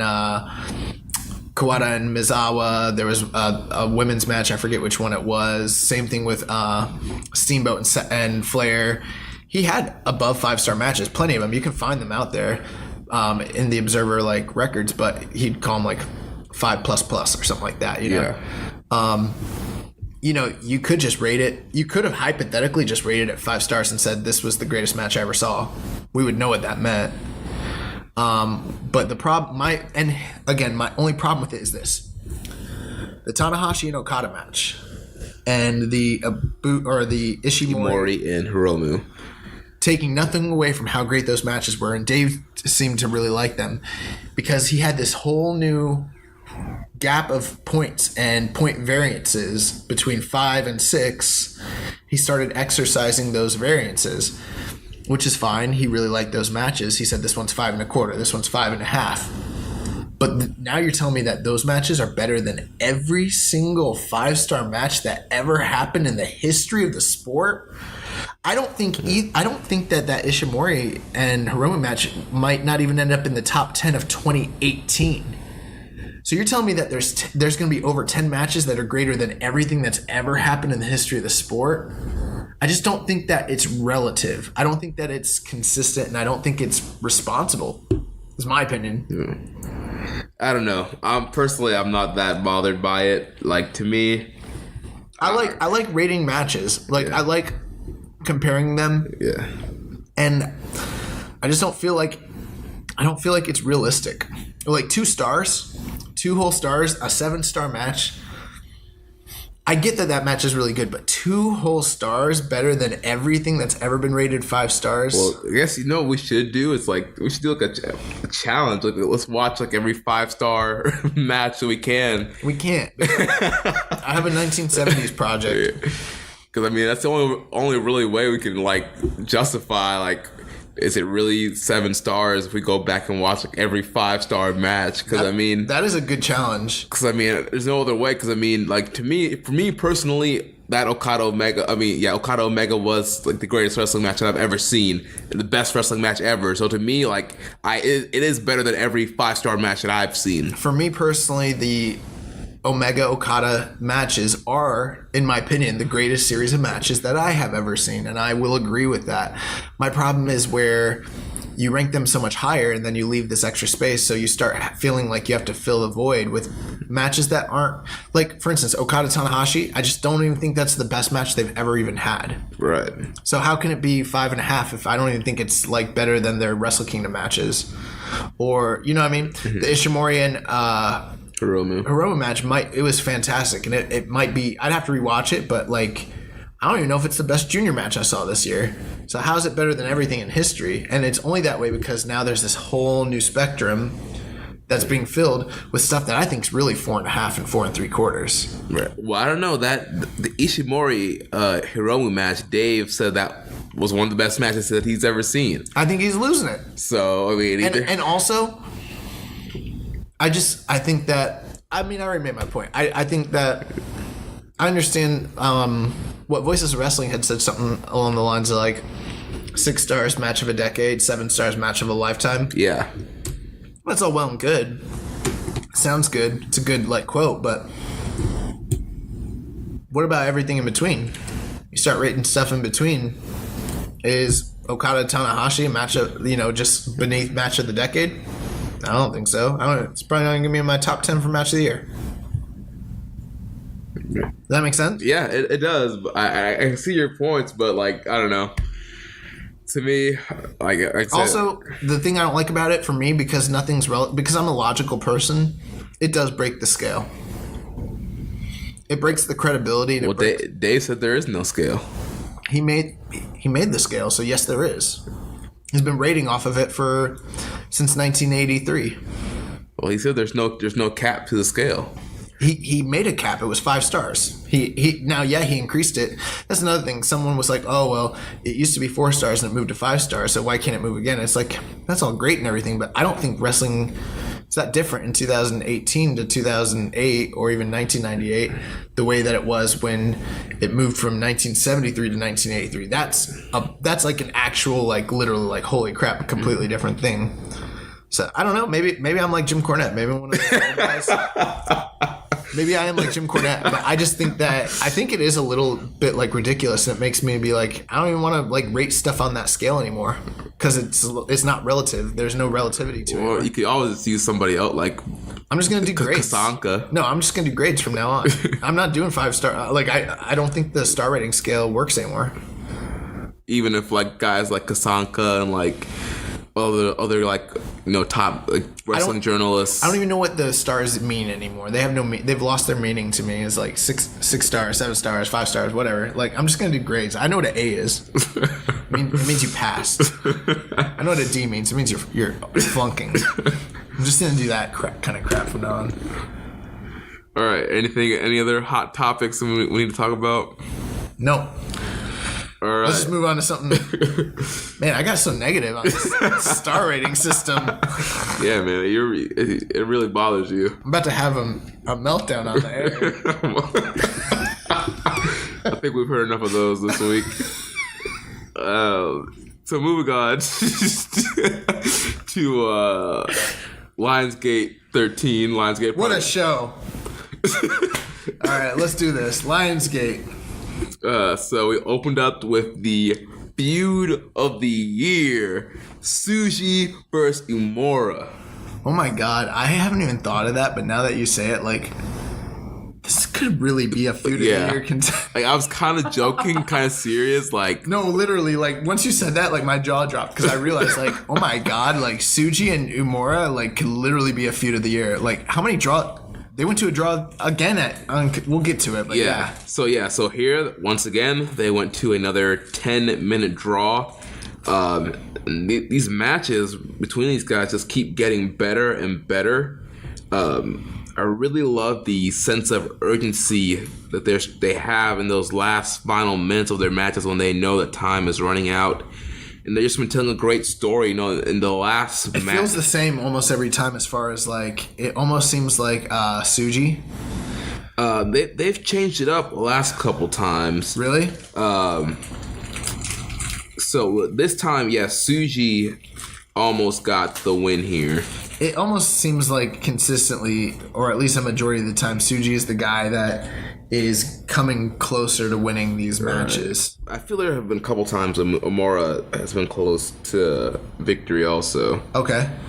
And I think we'll talk about Kizuna Road. I think at Kizuna Road, Umura was the one that was close to it. But yeah, I mean, this is like a long going rivalry, and I think it's going to be a big like deal once one of these guys gets the first win. Oh, I know it will be for me. Like, I'm at the point now where I'm like, it's been built up. I'm like, who's gonna win this thing? Like, whoever gets the first pinfall is like basically, you know, making a statement that he's ahead of the other guy when it comes to that, you know, that class of young lions. Mm-hmm.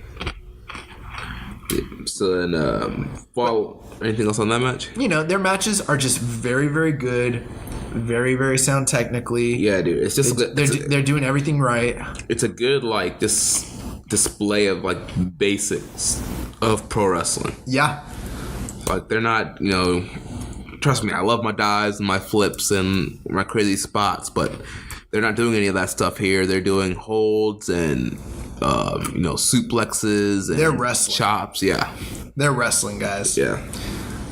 So yeah. And then we got in the second match of the night, we got Ren Narita versus Shunsuke Sayama, which was a guy we had to, like, look up. We couldn't even find that much about him. On these Young Lion shows, like, they bring out these guys. I'm just like, who the heck is this guy? Like, I guess apparently he primarily wrestles in Asuka Project, which I don't even know what company that is, and I'd never heard of it.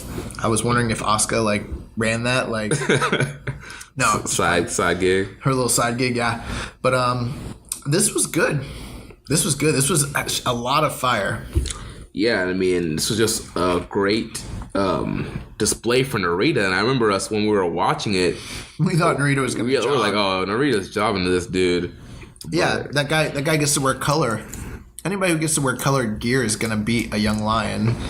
Yeah, but that was not the case here, man. Narita battled back against this guy and locked in the Boston Crab, tapped this dude out. Yeah, I was pleasantly surprised when Narita got the picked up the win here. Really, really, I felt good. I felt good about that. So, good to see Narita get a win on one of these against someone who's not a young lion. I don't know if that's happened for him yet or not. Yeah, I don't think so. So then next we had Toa Hanare teaming up with Nakanishi to take on Dinosaur Takuma and Tenzan. And, No, it's terrible. Say what? Terrible. I hate these matches on these young lion cards. I mean, I thought it was, it's whatever. It is whatever, but like these are pretty easy shows to get through, and then the third match is always one of these tag matches with one of these guys from what company are they from? The dinosaur guys. I have no idea. I forget. They do comedy spots, and then you get Nakanishi in there, and thank God we didn't have what's his face in there this time though. Hiro Saito. Oh yeah. So I mean, it's a little bit better without him in there, dude. But the highlight of this match was we finally got to see the Toa bottom.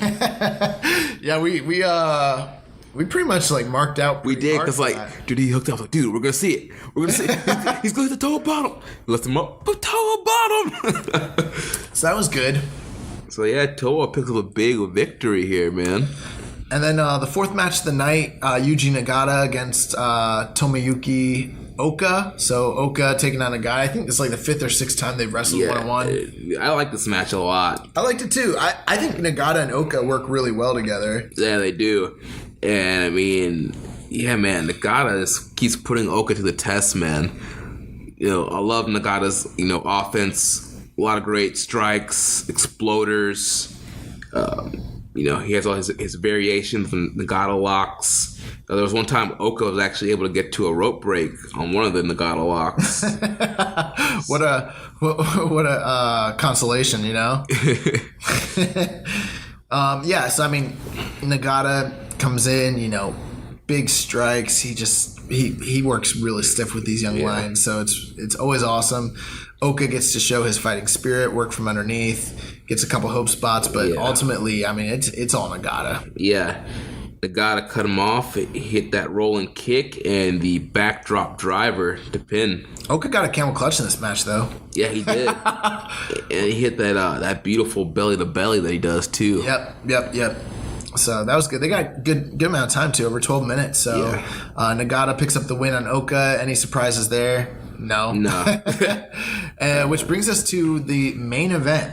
Ayato Yoshida taking on Shota Umino, which I think this is the first time that Umino has ever main evented one of these Lionsgate shows, which is a big deal. Taking on this young dude from K Dojo. Yeah, he's been on he's kind of been a regular on these Lionsgate shows, and it was just a good chance to show off Umino here in the main event, as you mentioned, in this Lionsgate show. And, this was another pretty good matchup here for Umino and Yoshida. Both of these guys just going back and forth. There's a lot of great strike exchanges here. And just to pick up at the end of the match here, Umino hits a German for 2. Yoshida cuts him off of a pop-up knee strike. They both fire up, trading strikes.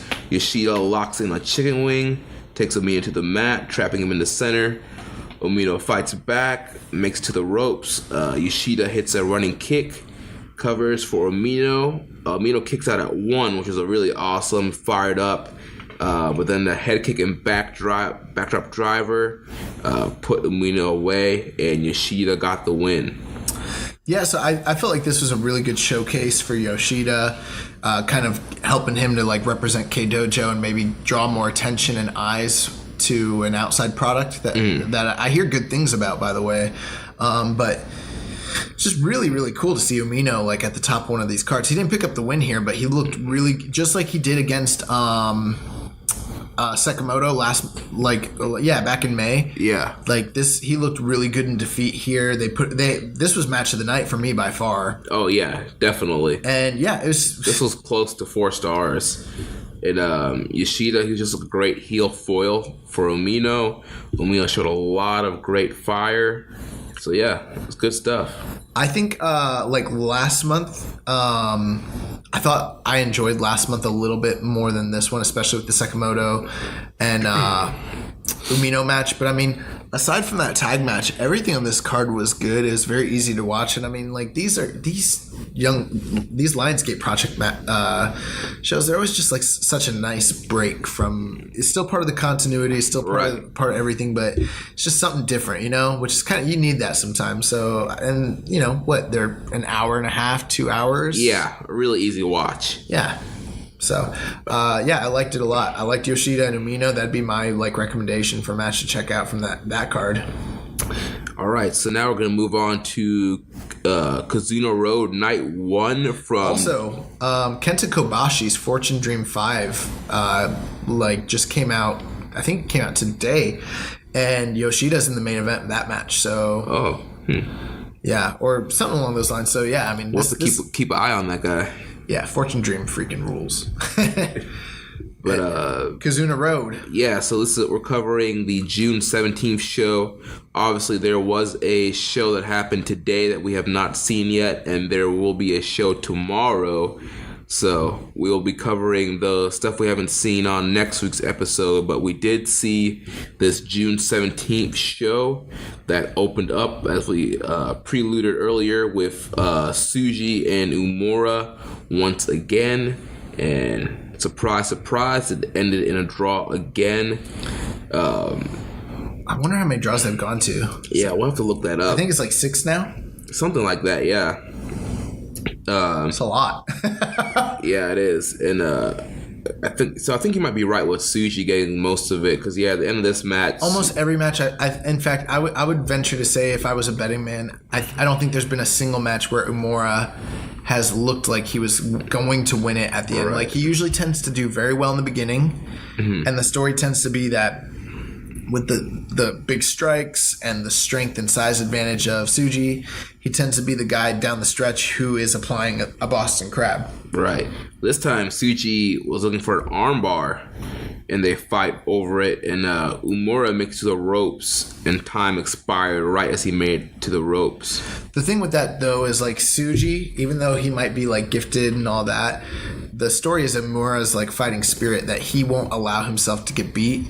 But it's almost like if the matches were longer than 10 minutes, he might get beat. He might get beat because he's dwindling down the stretch. So, yeah, I mean, this was good. I mean, these matches are starting to be a little bit like, if you've seen one, you've seen all of them. But it's kind of like, the nice thing about it is just the continuity, the continued story, and the anticipation. Because one of these days, one of these guys is getting a win. Yeah, dude, it's going to be a huge moment. And it's going to be Umura. He's going to freaking... Tsuji's going to go for a Boston Crab, and he's going to get rolled up. And if Tsuji's smart, he'll pull the tights and put his feet on the ropes. So next up, we had Yuji Nagata teaming up with Nakanishi to go against Oka and Umino. So we had New Japan Dads versus Young Lions here. Yeah, it's been a while since we've seen one of those matches, it feels like. Yeah. And I mean, it's nice for them to bring it back. Yeah, this was a good little match here.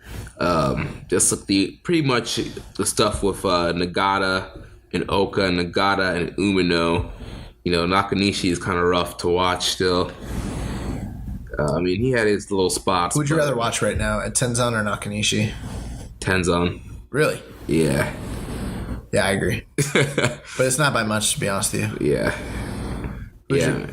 Who'd you rather watch, Nagata or Kojima? Oh, Kojima, baby. Are you kidding me? Nagata's so much better than Kojima. Are you serious? I know, but I'm a Kojima mark. You know he's done, right? Bro. He's toast, bro. Dude, let's not start this. Bread club for life. You need to buy a Bread Club shirt. I should. Anyway, so Nagata and Manabu Nakanishi defeat the Young Lions at 9 minutes and 6 seconds by submission. Basically, Nagata gets an exploder, and then the Nagata lock on Umino. He taps out the young boy Ace, and they teach those young whippersnappers a lesson. Yeah. Just like you would imagine they would.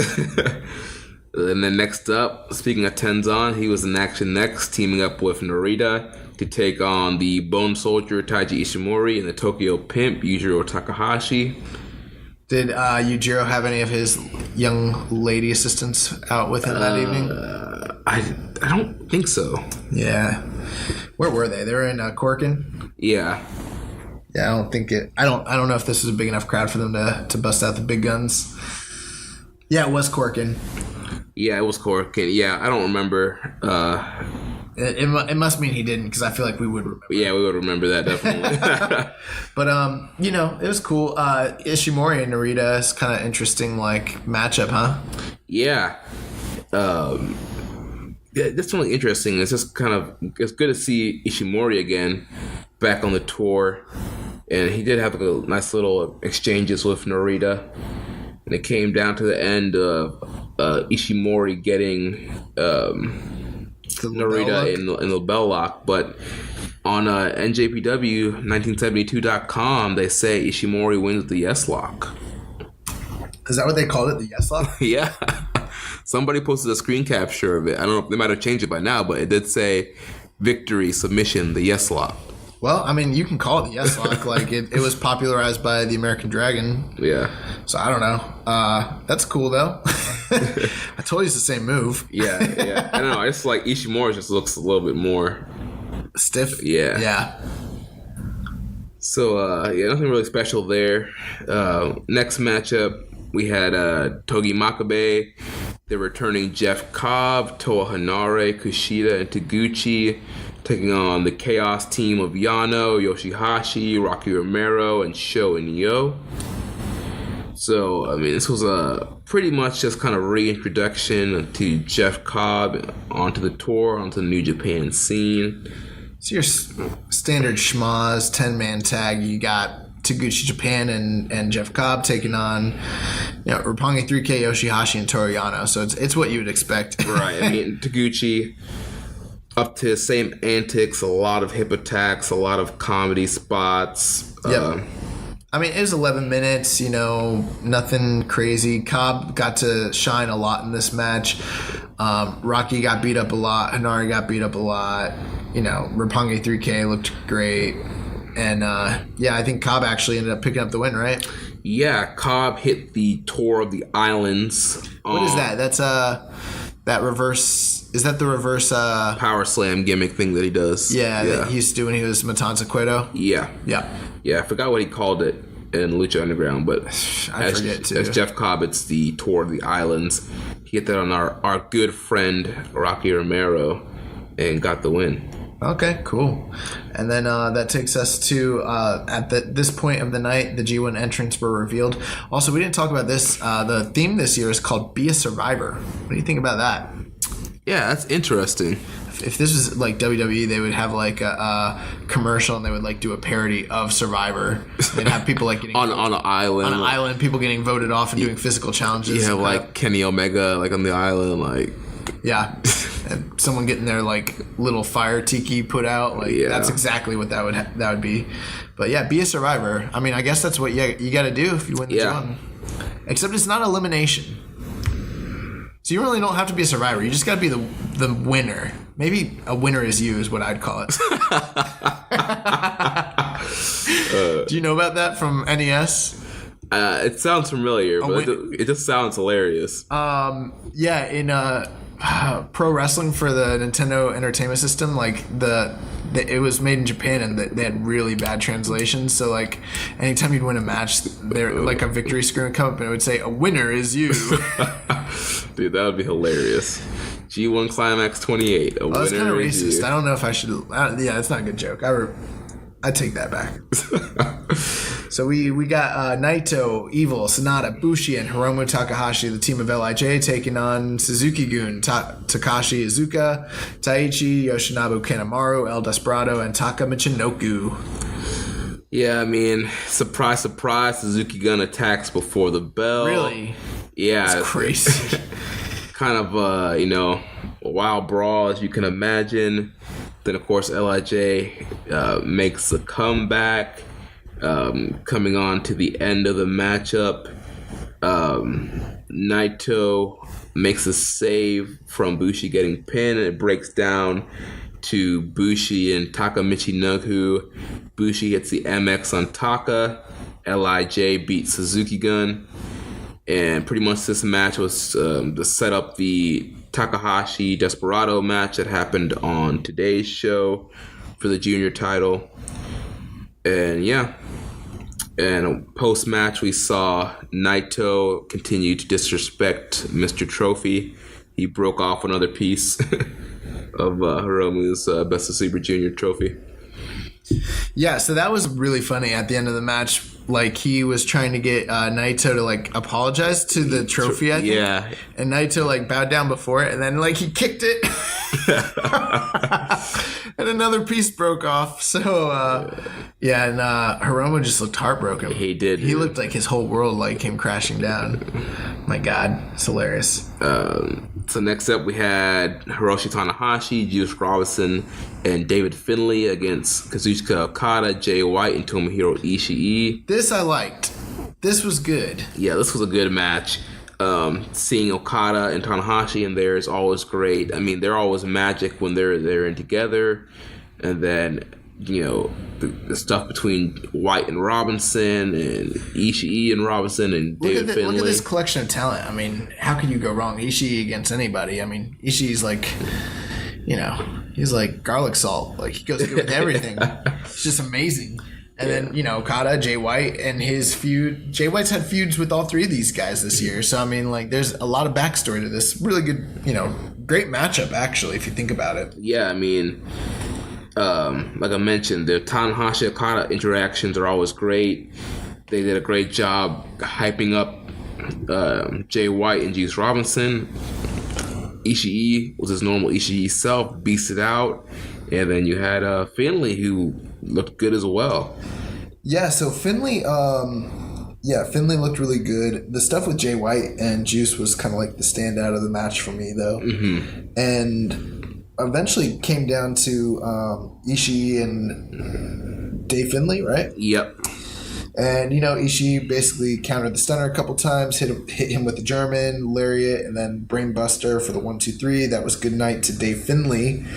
And then after the match was over... Yeah, there was like a wild brawl between Jay White and Juice Robinson. Yeah, Jay White jumped Juice and Dave Finlay and grabbed Juice, and he was all over the dude, brought him back to the ring while he's trying to walk out, beat the crap out of him, so...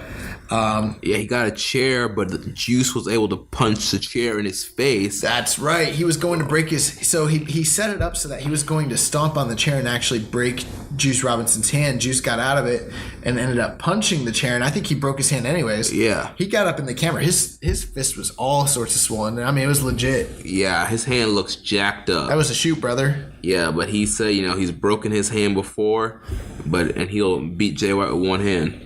And that brings us to our main event of the night, which is the never openweight title, which I don't know why I thought this was a funny joke when I said it. You didn't even laugh at it, but I thought it was hilarious. I was like, people are complaining about like juniors not fighting for this title, and I was like, people think it's an openweight title. It's not an openweight title. It's never It's only heavyweight. Yeah, never open. No, but anyway, so Michael Elgin and Hiroki Goto. So Elgin just winning the title back at Dominion. It's his first title defense here in Corkin Hall, and he's taking on the former challenger. Now, did you see the comments from Taichi after Dominion, where he basically said, like, you guys think you're gonna have a title shot without me? Yeah, I'm just not gonna move on. Right, like, yeah. He's like, we'll see how that goes. He was pretty much like Braun Strowman. I'm not done with you yet. I'm not finished with you guys yet. I'm not finished with you yet, Roman. Oh, man. I ain't done with you, Vince. Not by a long shot. So yeah, dude, this was A absolutely great match. Oh, I liked it. Awesome, hard-hitting main event. I loved this matchup, man. This was a great main event. This match went half an hour, bro. It did not feel like it went half an hour. Yeah, man. 30 minutes, 55 seconds, man. Yeah, it wasn't my favorite Elgin match of the year. That still falls to Elgin and Ishii from New Japan Cup. But man, this match was great. Yeah, Elgin and Goto, they just tore the house down, dude. Yeah, man, dude. Like I mentioned, just the hard-hitting strikes, the GTRs, the Ushigoroshis, the burning hammer attempts. I'm so critical of that. I don't think the dude should be doing burning hammers. He's not Kenta Kobashi. It's not even like a safety thing. It's just like, you're not on that level, dude. Like you never will be. Like, don't use that move. Sorry, it's like one of those things. Like, yeah. There was get your own move. For whatever reason, there was a ref bump in this match, and during that ref bump, you know why? Tai Chi comes out, hits both men with the mic stand, but then Jeff Cobb comes out and runs Tai Chi off, and the ref bump didn't play into the finish whatsoever. No, like I thought the match was about to be over, and the match went on another like 10-15 minutes after that. That was half. It was a little bit like, why did they even do this? Yeah, it was. It didn't drag the match down that much, or it didn't. I mean, like stuff like that doesn't always happen in New Japan, so it didn't feel too overbooked. You know, they use that stuff pretty sparingly, which is okay. But and I mean, it fits with, you know, Taichi's character, but it was kind of funny. Like, again, this guy tries to come in and cause havoc and stuff, and like he fails. He just failed. Like, he didn't even do anything. Like, the match kept going without it. It's kind of funny. Yeah. So yeah, towards the end of the match, Elgin hit the buckle bomb, but Goto fires up with a lariat and a headbutt. Oh man! Another lariat almost destroys Elgin for near fall. Elgin counters the GTR, but Goto escapes. He countered into a burning hammer. Goto escapes a burning hammer, hits a PK. He follows with knee strikes, hits the GTR. He sets up for another one and hits it, and he gets the cover and the win. And I was highly surprised that Goto got the belt back here. I was very, very surprised. I was like, man, Elgin had that big win at Dominion and that very good triple threat. People didn't think it was going to be good. It was good. Elgin won. Here's my theory. Here's what happened. So, you know how we talked about Harold Mai, you know, kind of like making his debut for the company at Dominion. And I imagine it went like this. They like were probably like President Harold, and he was like, "Call me President Mai." And then they're like, "All right, President Mai." And then he's like, "It doesn't matter. You can call me either one." And then they're like, "All right, President Harold." And then they're like, "So we have these booking decisions. We booked him before you got in charge, but we want you to look over." He's like, "You know, guys, you're in good hands. Whatever you want to do, you guys do it. I'm just." You know, we'll pick it up on Monday, okay? You guys got your card planned out. Go out there and kill him. And then after the show was over, they were like, "What'd you think?" And he was like, "You put the title on Elgin?" And they're like, "Of course we put the title on Elgin. We're going to the G1 special in San Francisco." And he's like, "Y'all know about Elgin?" He's like, "We got to get the title off Elgin." ASAP. He's like, "Put it back on Goto." He's like, we'll call Jeff Cobb in here. We'll just do that in San Francisco. It'll be fine. Trust me. And they're like, what's wrong with Elgin? And he goes, "I'll tell you guys about Elgin later." Far out. So that's the whole, I believe that is what happened in my heart of hearts. Logical explanation to me. I mean, things in wrestling are so weird. What if something like that really is what happened? He's like, "You guys put the title on this dude?" Do you guys even have Twitter accounts? Do y'all even tweet? But yeah, so awesome match, post-match. Why do you think they really took the title off him? Dude, it's just Elgin luck, man. Like, just like the New Japan Cup. You got that big, crazy win over Ishii. We're like, oh, Elgin's going to win the New Japan Cup. Do we start thinking that for real? That man loses to Juice Robinson the next match. Like, well, I mean, they did this to Evil a couple years back, so every now and again they'll do one of these short title reigns. I mean, it is what it is. I don't understand the booking. I mean, there have been some questionable like title booking decisions with both the junior tag and then now the Never title. I don't know. yeah. But who knows, man? I'm not a big like supporter of Hot Shot in the belt like this too much, but I mean, it is the Never title, so Yeah.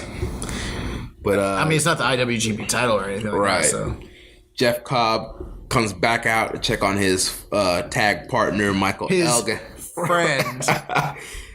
But He was probably up in his face. He's like, "Watch this, you little B." And so yeah, Jeff Cobb grabs the mic and challenges Goto for the Never title. So it hasn't been official as of yet, but it's official. He came out and challenged him. That means it's official, Jeremy. It's not official. It's New Japan. No, it's not official until you see the graphic. When has someone ever like come out, challenged, and not gotten the title shot like that? You know what I mean? Yeah. Like, I can't think of a time. Yeah. So obviously this match has happened. Also, we talked about. It was funny because we talked about. Like whether Taichi would get the next title shot, and I was like, no, I think Taichi's gonna go on like a little Hiromu type run where, like, remember last year Hiromu kept trying to get junior title matches? Kept getting like thwarted. Yeah, I think Hiromu's just gonna keep like interfering in Never title matches. I want the I'm sorry, Taichi. I want Taichi to win really bad so he can go on this like junior killer. Oh yeah, and fight all the juniors. I cannot wait. So yeah, so we'll be getting Jeff Cobb versus Goto. Looks like it's going to be at G1 Special in the USA. Maybe on Kizuna Road? No? No, all the Kizuna Road main events are already booked. I mean, tonight's show, this morning's show was Desperado and Hiromu. So how many more shows do we have that are going to be broadcast that we're going to be watching of Kizuna Road? Just two. Two? Okay. The show that happened this morning and tomorrow morning's show. So the last night's show was headlined by Hiromu and Desperado. And then the next one is headlined by the Super Strong Machines versus LIJ. Gotcha. Okay, great. So we'll be bringing you the coverage on those shows next week. Yep. On Dragon Ball Z. So yeah, now let's jump into news. Guys, we don't usually do anything like this, but we have an entire news block dedicated to just WWE related news. For whatever reason, this seems to be the week where there is news related to WWE involving New Japan and its affiliates. So we will cover that starting now. So let's start with All In.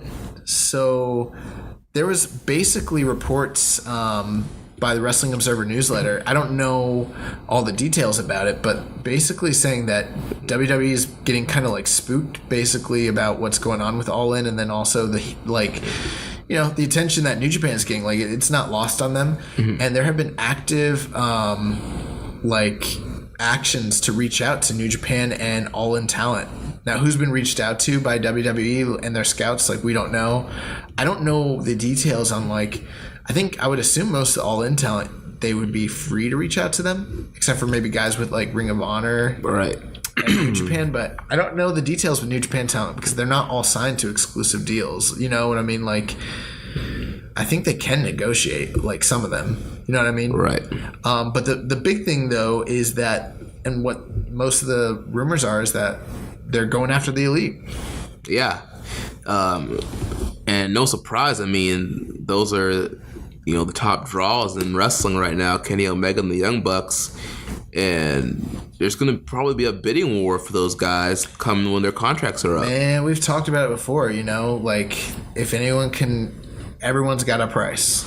I'm not saying they're going to go. Money. Everybody's got a price. No, but, yeah, so, I mean, we'll see what happens. But I think come January and, like, November, it's going to be a very, very interesting time. Yeah. So yeah, I mean, there's people who are like, I've seen people be like, oh, the biggest company in the world doesn't want three of the biggest stars outside of their company. That's not really news, but it's like, kind of is. Like, because that's a huge game changer. I mean, that'll change the landscape of pro wrestling if they get, like, Cody, the Bucks, Omega. Like, can you imagine? Dude, yeah. I mean, that just that would be like a blow to, like, the indie scene. Yeah. I mean, that'd be a big blow to Ring of Honor. Oh, Ring of Honor's business. Even New Japan would probably be able to bounce back, but even that would be a huge hit for them. Yeah. Speaking of Kenny Omega, so right off the back of his winning the IWGP title and also his, the 7-star match, quote unquote, in Dominion and his performance at Dominion and all the hype and all the notoriety, WWE decided this past week to put up an old video of Kenny Omega of when he was in their developmental program in Deep South Wrestling. Yeah.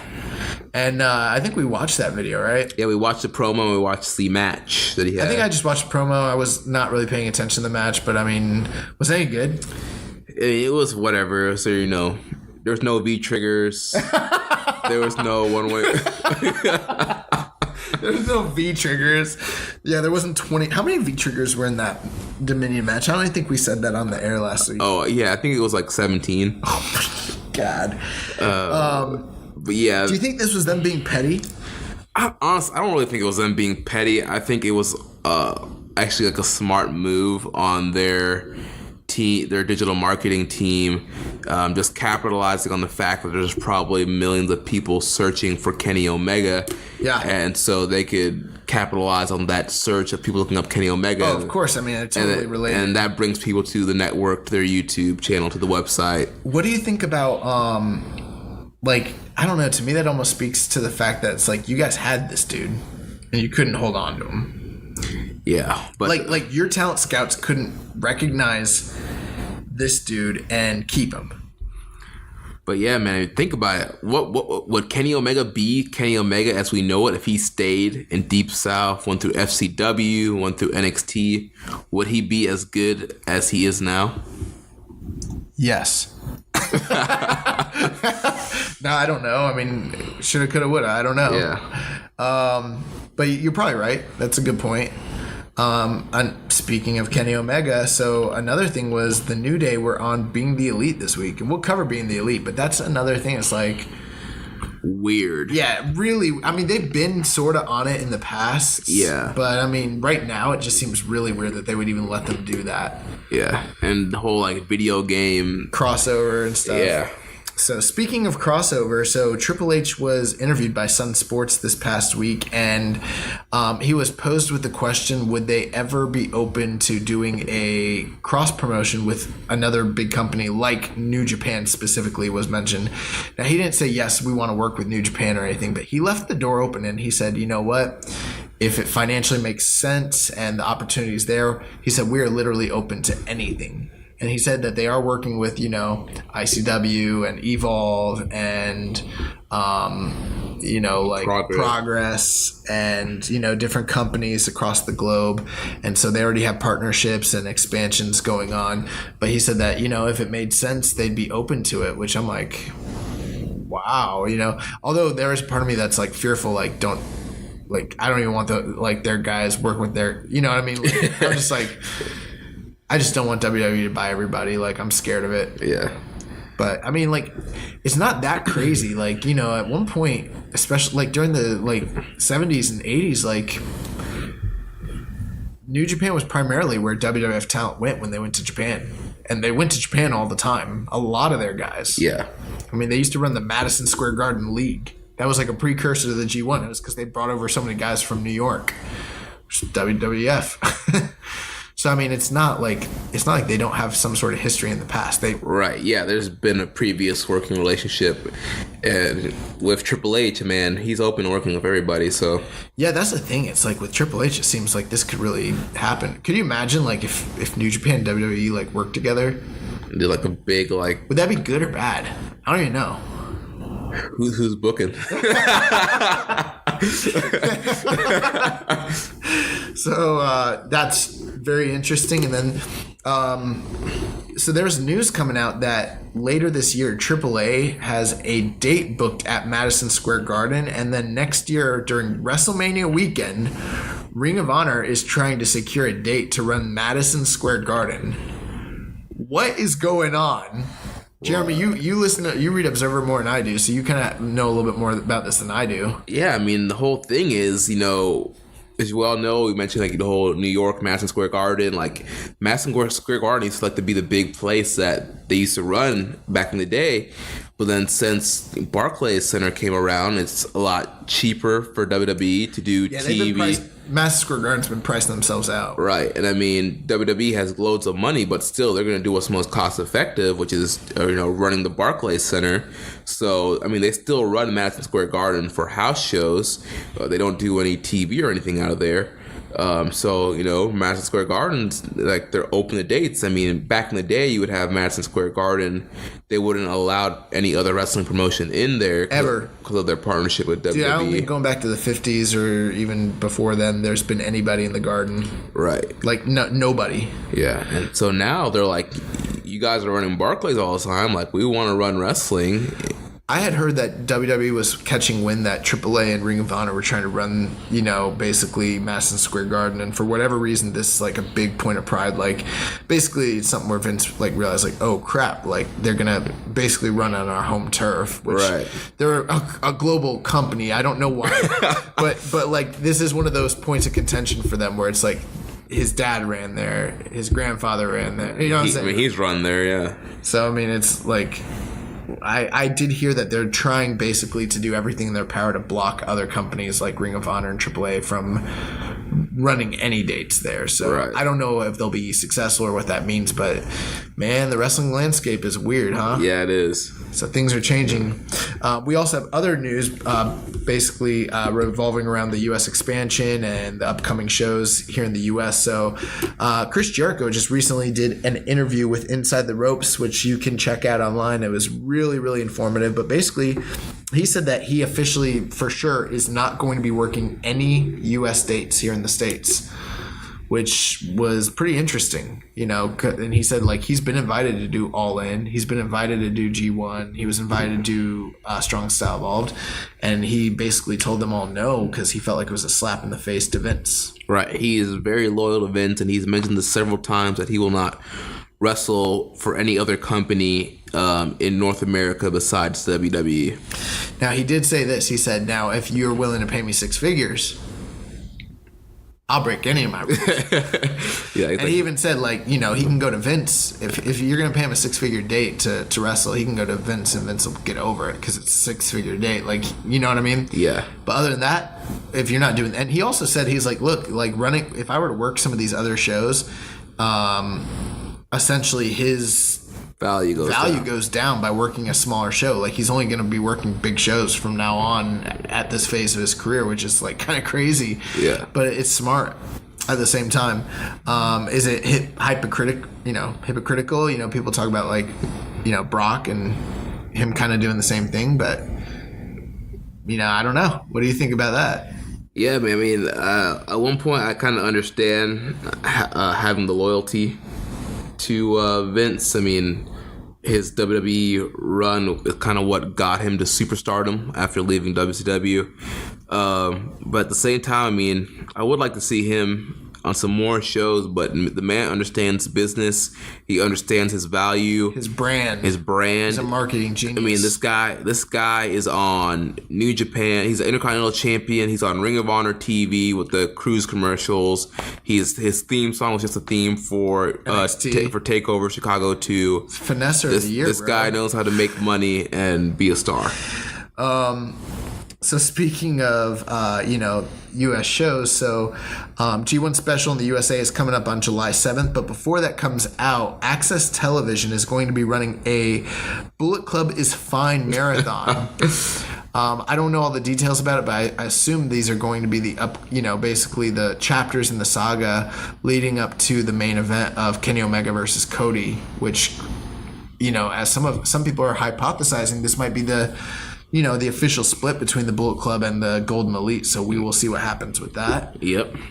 Speaking of the same show, so Girl Band Party, which is a video game that Bushi Road is, developed and created, is one of the official sponsors for the G1 in USA. I hear that this Girl Band Party is a very fun game to play. So if you have a chance to play Girl Band Party, go out and play Girl Band Party. I don't know much about it. I just know it's called Girl Band Party. That's all I know. Harold Mai did an interview just recently speaking with the media, and they asked him many questions about his international expansion. So that's a really good, read and review, kind of just getting his ideas. Some of the things that he kind of mentioned was that, like, maybe that in the future going to the U.S., even though they have big plans for the U.S., and they might not necessarily mean coming back to the U.S. Or expanding into the U.S. You know what I mean? Yeah. Which is very different from like what Kadani had been saying. Like, remember like a year and a half ago, 2 years ago, Kadani was talking about, developing like a promotion in California. Yeah, running tours. Taking on Vince McMahon, bringing him down. And it seems like Harold might have different ideas. So that's very, very interesting. And then the last bit of U.S. news. So the CEO show, which me and Jeremy and Rich and I believe James Boyd, if he, comes out with us, I don't know. The card was finally announced on Friday, and for a little produce show, it looks pretty decent. Yeah, I'm not gonna lie. And the announcement of the card actually crashed their website on Friday. Yes, I guess they've been doing better in tickets. Is that the reports? Yeah. So the main event for the night is going to be the Golden Lovers, Kenny Omega and Kota Ibushi, taking on Tetsuya Naito and Hiromu Takahashi. Dude, that's going to be incredible. That is going to be incredible. Yeah, that's going to be awesome. I mean, we've been hearing a lot of the Tranquilo comments from Omega and Ibushi. But there's been some tension between Naito and Hiromu the last couple weeks, just slightly, like little teases, and then, the little ripples between Omega and Ibushi. This is going to be very interesting. Yeah. Plus, this is going to be uploaded to New Japan World eventually, right? I don't know. I know it's airing on Twitch. It's going to be streamed on Twitch, but I was under the impression it was supposed to show up on the New Japan World website. I mean, it should, but I guess we'll see. Okay. Then also that night we'll have Roppongi 3K, Sho and Yo taking on Dragon Lee and Ryusuke Taguchi, which that could be a really good match. Yeah, Sho and Dragon Lee running it back. Yeah, I'm down for that. Then also we got the Guerrillas of Destiny, Tangaloa and Tama Tonga taking on Chiefs Robinson and David Finlay. I got you too sweet right here. Dude, I love Tama Tonga. I cannot wait to see him at the G1 press conference. Oh my God. He's gonna drop bombs. He's gonna light a dumpster fire, bro. Then we got Jushin Thunder Liger taking on our good friend Rocky Romero. And we got Jeff Cobb taking on Chase Owens. Ooh, that's gonna be the sleeper match of the night. It's probably it probably really will be pretty good. I actually like Chase Owens way more than I like Jeff Cobb. I'm not even joking. I know you're not. The crown jewel, baby. And then also this came out, I think it was yesterday, that Kenny Omega has issued an unsanctioned open challenge featuring his friend Michael Nakazawa.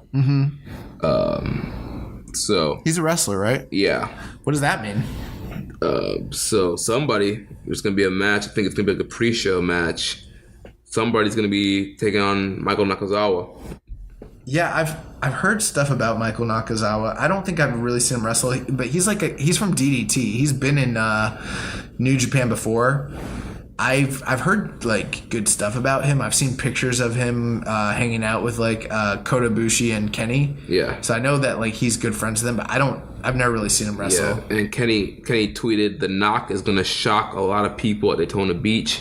Can't wait for him to be a part of this show." He's supposed to be like one of those guys that's like really, really good, but like he's kind of a comedy wrestler, so he doesn't get a lot of like, or at least that's my understanding. If listeners, if any of you are more familiar with Nakazawa than we are, let us know. I think he left DDT though. I don't think he's there anymore. So I don't know. So So let's get into the main meat of the news and close this thing out. So, all right. Cody did a New Japan Media conference call earlier today. I think that was probably in regards to the upcoming G1 special show. Yes, it was. So there's a lot of notes from that. If you get a chance, you definitely want to check that out. I think he was talking about like opening up a cigar company with like Frankie Kazarian, which is kind of interesting. Chase Owens also did a really good interview with Wrestle Inc., kind of talking about the success of Dominion and him kind of missing that because he was actually wrestling like back in Canada, and the fact that he's not all in, the fact that he wasn't on Dominion, does he kind of get like jealous with his New Japan brethren doing all that? Yeah. Does he want to go to WWE? And like getting Chase Owens' perspective on stuff is pretty interesting. It was actually a better write-up than I would expect. It was really good, actually. The free match of the week is the Golden Lovers versus the Young Bucks from Strong Style Evolved this past year. Oh, man. I freaking love that match. Yep. So that's a 5-star rated match by Dave Meltzer, whatever that means. But it's an incredible match. So if you get a chance, it's on YouTube. It's on New Japan World. It's free. Check it out. Also, apparently this past week, New Japan came out with a bunch of new merch on their website for many of their different wrestlers. So I think it's one of those things where they have seasons, and like the new season of merchandise is out on their website. So, Ben Schaefer and Roland Miyamoto, you guys got some new shirts coming up. Check these out. You probably won't be able to get them from there because we're just going to buy pro wrestling tees for you, and that's about it. But at least you can see what maybe you could have gotten. I don't know. But yeah, check that out. Also, Jushin Thunder Liger threw out the first pitch for a baseball game recently, and then he got into a fight with the Fox mascot. They had like a little mini match, and Liger hit that man with the shote. Oh, did he? Yeah, and got the pinfall on the field. He should have put him in a package pile driver and then done like a shooting star press on him. He did do the what's that gimmick? He does the surfboard. He did the Romero special. Yeah. Oh my god. Also, so there's been some write-ups about Jericho's dates with Fozzy, which will be going through August. So, kind of like questioning like his status with New Japan. And I think people are really just trying to figure out like when is this guy coming back? And I'm like, I don't know. We're not seeing him till after G1. Definitely not till after G1 at this point. So, I think part of that news was like people were thinking maybe being the G1, but like, nope, that's not happening. So I think we'll be lucky if we even see him before Wrestle Kingdom, to be honest, at this point. Yeah. And then Kenny Omega came out and did a press conference on June 11th, which I believe is on New Japan World now, kind of talking about his expectations, where he's going to take New Japan and all that sort of stuff. He also just did an interview with Sports Illustrated as well. I don't know if I mentioned that last week, but I think you did. I might have, but yeah, you still want to check that out. That Sports Illustrated interview with him is really, really good. In other news that's non-New Japan related, so Being the Elite episode 107 came out today, and it was pretty funny. Yeah, it was hilarious. I mean, we saw the stuff from the video game conference between the New Day versus Elite stuff. That was pretty entertaining. Flip Gordon reemerged. Yeah, he's not dead. Yeah. Hangman Page was accused of being the murderer by that midget guy, and he almost killed that guy. I don't think I finished this episode. I was like starting to, and then I had to get my food, so I'm trying to remember how it like all ended. The last scene was the Elite talking about, there's something else that people want to see us against New Day in. And then Kenny's like, what are you talking about? He's like, come on, we're very athletic. What do you think the people want to see us do with the New Day? It's like, Matt, I have no idea what you're talking about. He's like, they want to see us play basketball. He's like, oh yeah, we should play basketball against the New Day. And then one of the Young Bucks was like, or we could have a match. And then it cut to the dun, dun, dun, dun. They're not going to have a match. You think they're going to have a match? Dude, who knows? Also, so Cody's been adding like a lot of security to hit like people going into his room and stuff, which yeah. I don't know. I'm just getting a kick out of this bit, like this gimmick. And so he had like the metal detector. A metal detector. The guys are like, what? And then he had like the guys are getting patted down. Yeah, it like go off and like what's the business bear's name? Bernard. He like pat them down. Like Hangman came through. He like patted his dick. It was like Bernard the business bear like grabbed Nick Jackson, and they're like, oh, it's totally random. And he's like, is this necessary? Like, and then they're getting ready to leave, and Bernard like gets in Nick's face. Nick's like, you got a problem? Cody's like, he's a bear. Cody's like, he doesn't have a problem. He's a bear. But he clearly does have a problem. Yeah, he's like the eye thing, like I'm watching you. Which I don't know, like Bernard the business bear is such like a terrible gimmick, but it is pretty funny, man. Dude, are we gonna get Bernard in a match? At All In? No, it's in general. Ever? Yeah. I hope not. Oh my god. Also, there's some upcoming matches and shows. So CEO is going to be running opposite Best in the World on the same night. So I guess that's something we're probably going to watch on delay. Yeah, watch it the next day. And during that show, we just got a new match announcement. Kushida will be taking on Jay Lethal, which should be fantastic. Oh, yeah, that'll be a great match. So that's going to be on Ring of Honor Best in the World at the end of the month. Also, Ring of Honor is returning to the UK in August. They're calling it the Reunited Tour. And they'll be running an International Cup tournament, 8 men, 1 night. And they said that this is the beginning of multiple international tournaments that they want to do. Tournaments like the U.S. against Germany, U.S. against Mexico, U.S. against Canada, stuff like that. So this one's going to be U.S. Reminds me of like the old TNA. The World Cup? Impact World Cup, yeah. Yeah, man. So I don't know who's going to be in it, but yeah, Ring of Honor is going to be doing a 8-man tournament. You know I love single night tournaments. Oh, yeah, dude. Single night tournaments are great. Also, OTT will be holding WrestleRama 2 on August the 18th, and 2 matches that have been signed for that show. Kushida against Shane Strickland, and Tomohiro Ishii versus Matt Riddle. Whew. This OTT company is putting on some dream bangers, matches. Man. So that's something you definitely want to check out. Also, everyone's favorite Golden Lover, Kota Ibushi, is all in. Nice. Oh, that sounds weird to say, though. What I mean is he's all in, like, he's part of the wrestling event, all in. Yeah. So, yeah. We'll be there. We'll be there, and, dude, like, how many shows have we seen Kota Ibushi wrestle on? This is 4? This will be the 4th show this year, live. 5? Yeah. This will be the 5th. Bro, we saw him. WrestleCon Super Show. Rev Pro, Ring of Honor.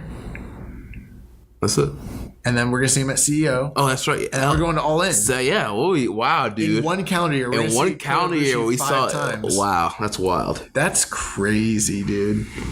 And then the last bit of news. So those of you who like Showbuckle, and I see it all the time. People are like, where's Showbuckle? Where's Showbuckle? If you haven't checked out the videos of Showbuckle, you need to check him out. Yeah, he's on Vimeo now. He's on Vimeo. Vimeo. Vimeo. Showbuckle. That's SHOWBUCKLE. He has a new video out talking about Prince Devitt. And I haven't watched it yet, but if it's anything like his other videos, which I'm sure it is, we should probably just watch that now. It's going to be great. Yeah. So definitely check that out. And that's going to do it for the news. Until next time. Well, yeah, that's going to wrap things up here. Thank you again for listening to another episode of Keeping It Strong Style. Next week, we'll be back with more Kizuna Road coverage. And, of course, we'll always keep you up to date in all the latest news in the world of New Japan Pro Wrestling. Make sure you connect with us on social media. On Twitter, I'm at Jeremy L. Donovan. Our show is at KI Strong Style. You can also follow Social Suplex at Social Suplex.